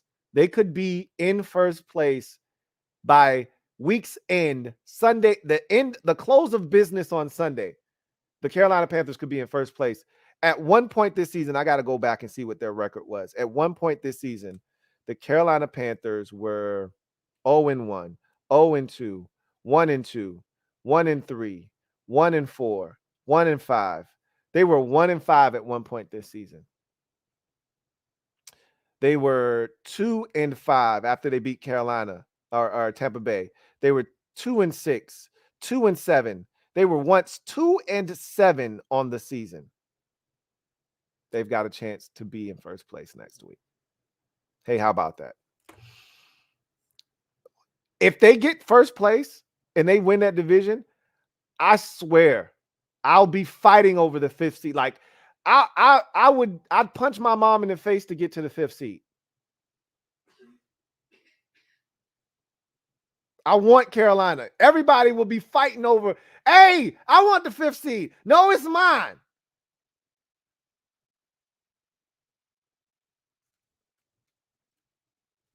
That's your Sunday slate of games. Let's move on to our final segment and garbage time. All right. So real quick, give you my prediction for Thursday Night Football. Brock Purdy and his 49ers offense have it on tilt right now. They're playing exceptional football. And again, we're making it a lot out of Brock Purdy, but he's not having to do a lot. And when he is having his number called, he's delivering. And that's the important part. But this is still a run-first team. This is still a team that relies heavily on Christian McCaffrey in the run game. This Mason kid that they have as a rookie, let me get his name right, because I think we're going to be seeing a lot of this kid with all the injuries that they have at the running back position, especially with Elijah Mitchell being banged up. I think you're going to see a lot more of this Jordan Mason kid. Let me see what school he went to. Georgia Tech. I like this kid, man. He runs hard and he's faster than you think.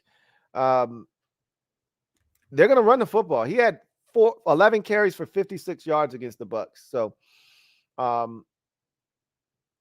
I think they're going to continue to run the ball. I just told you that the Seahawks gave up 223 yards to the Panthers on the ground. If they're giving that up to the Carolina Panthers with Sam Darnold at quarterback, where in your mind you're telling yourself, hey, we need to make Sam beat us, and you can't, what do you think the 49ers are going to do? Now, I get it. It's family business. Throw the record out the window. Forget about what you saw last week. Doesn't matter because it's family business. And if it ain't your family business, keep your nose out of it. That's why I choose to stay out. However, I just don't like the direction the Seahawks are trending in. And furthermore, the 49ers are on a mission. And I think they're going to achieve that mission, which is to win the NFC West. I think they're going to get it done. And honestly, I think this game is close for the first 3.5 quarters. And I think the 49ers pull away with roughly about 7 minutes to go in the fourth quarter. They score a touchdown, tack on a late field goal, and end up winning this game. This game was a 6-point game, heading into the fourth quarter. 49ers were up 23-17, and then they're going to score a touchdown, add a late field goal, and they're going to end up winning the game like 23-33. Seahawks are going to go for 2 on a late touchdown, not going to get it, lose 33-23. That's how I see Thursday Night Football going this week. So I got some super chats that I need to knock down. John Perez, thank you for the super chat. Greatly appreciate you. My guy, JP, writes, been saving my Red Sox rant for the pod. Chain Bloom, our GM, took a World Series team and tore it down when he didn't need to. Traded Betts for absolutely nothing. Let Bogarts leave and refuses to sign star free agents. Trash. So I'm going to say this. So in your GM's defense, and I don't know your situation financially, but we know the Red Sox have been notorious free spenders, similar to the Yankees and the Dodgers and all of the halves in Major League Baseball. So I don't feel bad for you as a fan because you've been spoiled for a very long time. That said, do you see the astronomical numbers that these players are getting? Which is, as a Braves fan, I'm proud of the way my GM has navigated these murky free agent waters, because what he's done effectively, and it's hard to do that in this day and age because these players know if they get to free agency, this is what could happen. We've never seen an offseason quite like the one we're staring at right now, where 4 count them, 4 big-time, prime of their career shortstops became available on the free agent market.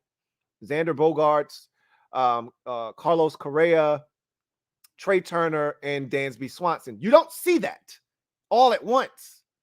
So there's a lot of money being thrown around. We just saw Carlos Correa get a 13-year, $300 and whatever million deal. Trey Turner got a similar deal with the Phillies. Money's being thrown and boundied about. Did you see the deal that 40-year-old Justin Verlander got?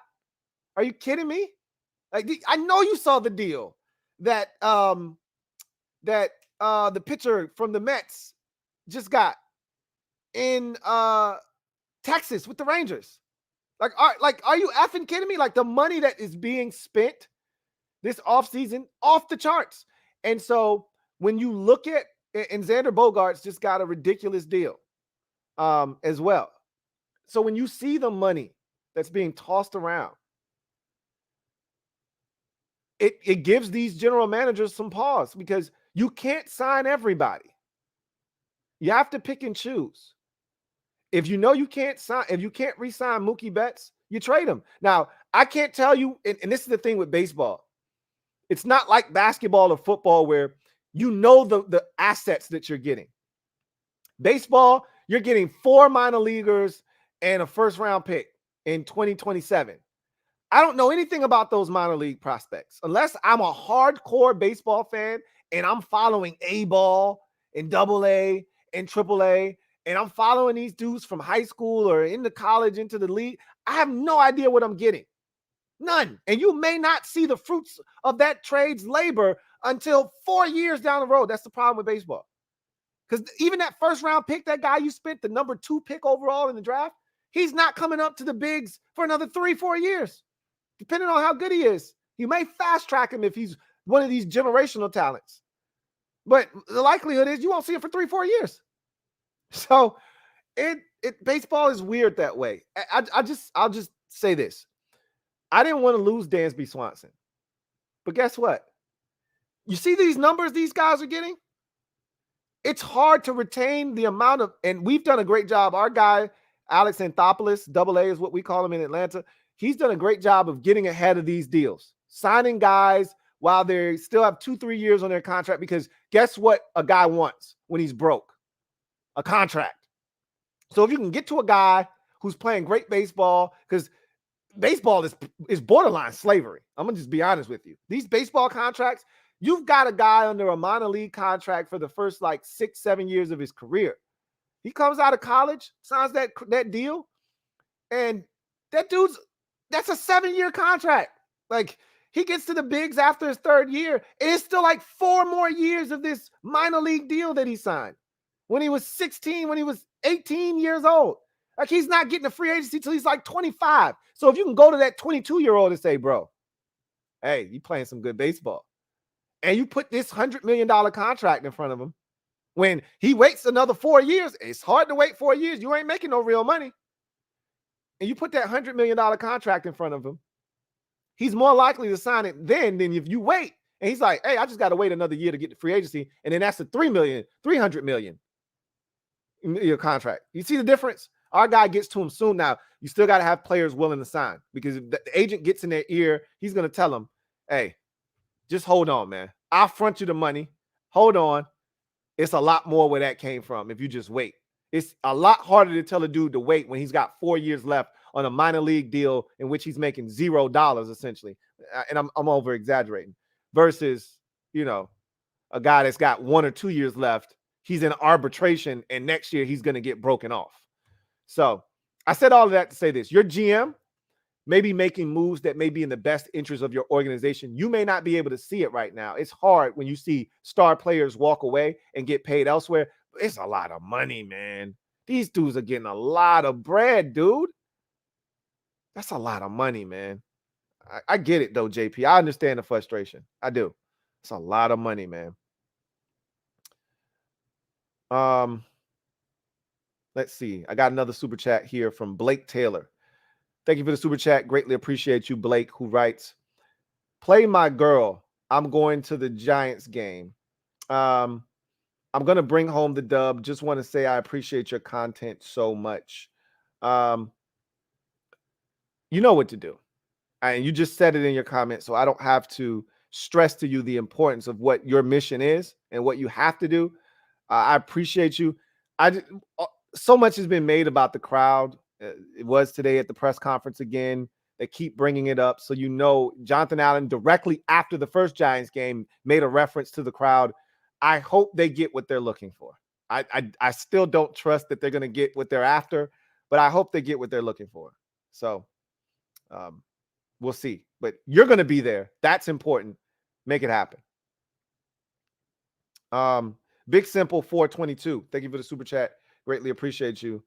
Who writes, Temptations Silent Night, another staple. Again, your Christmas playlist isn't complete without Temptations Silent Night.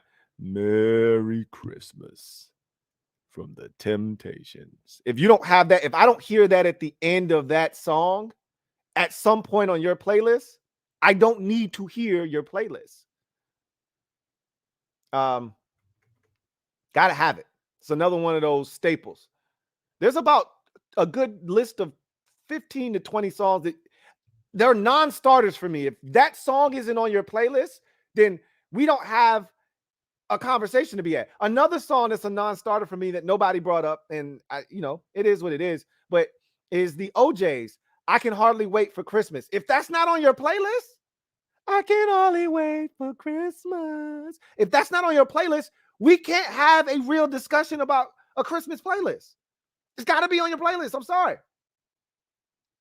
January snow and February snow. If that's not on your playlist, again, we can't have a conversation.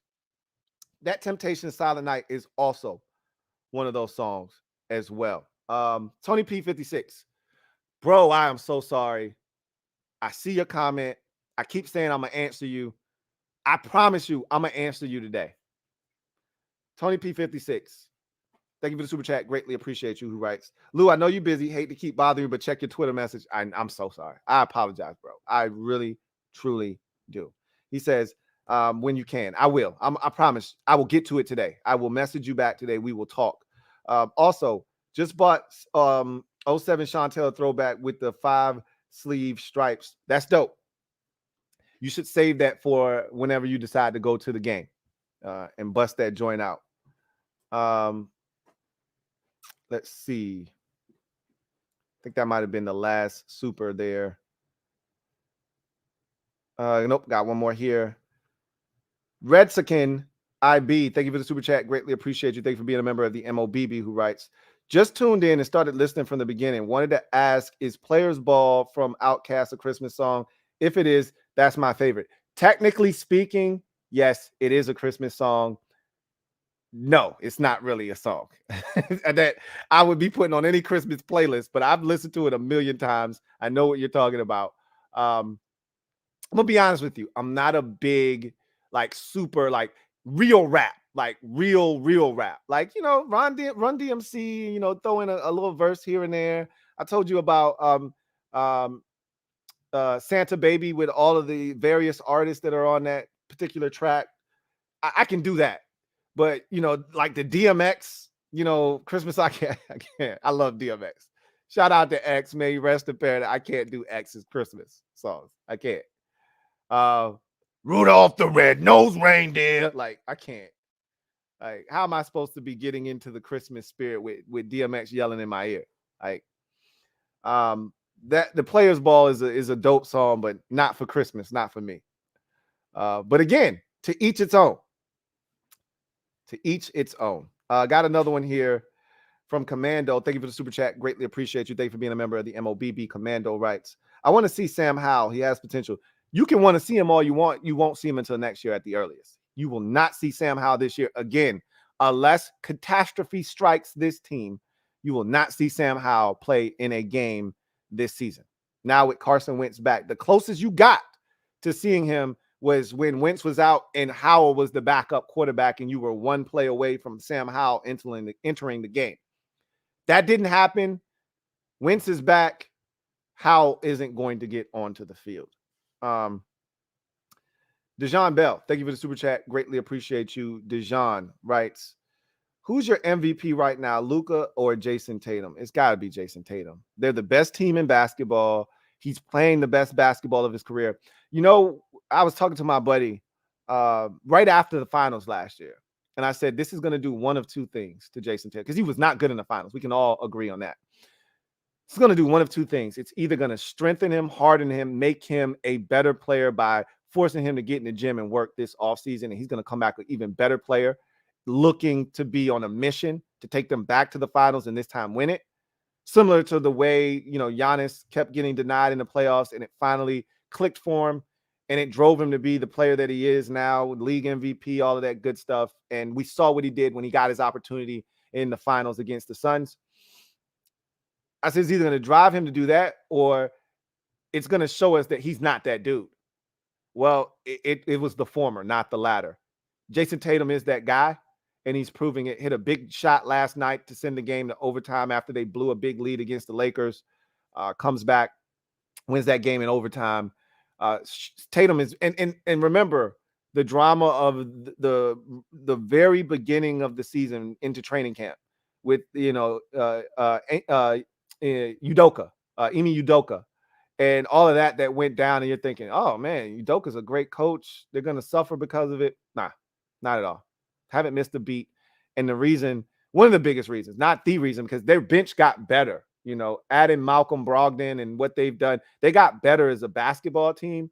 But more importantly, you've seen an uptick in play from Jason Tatum. He's gotten even better. He's taken his game to even another level. And so I think right now it's Jason Tatum. Anyway,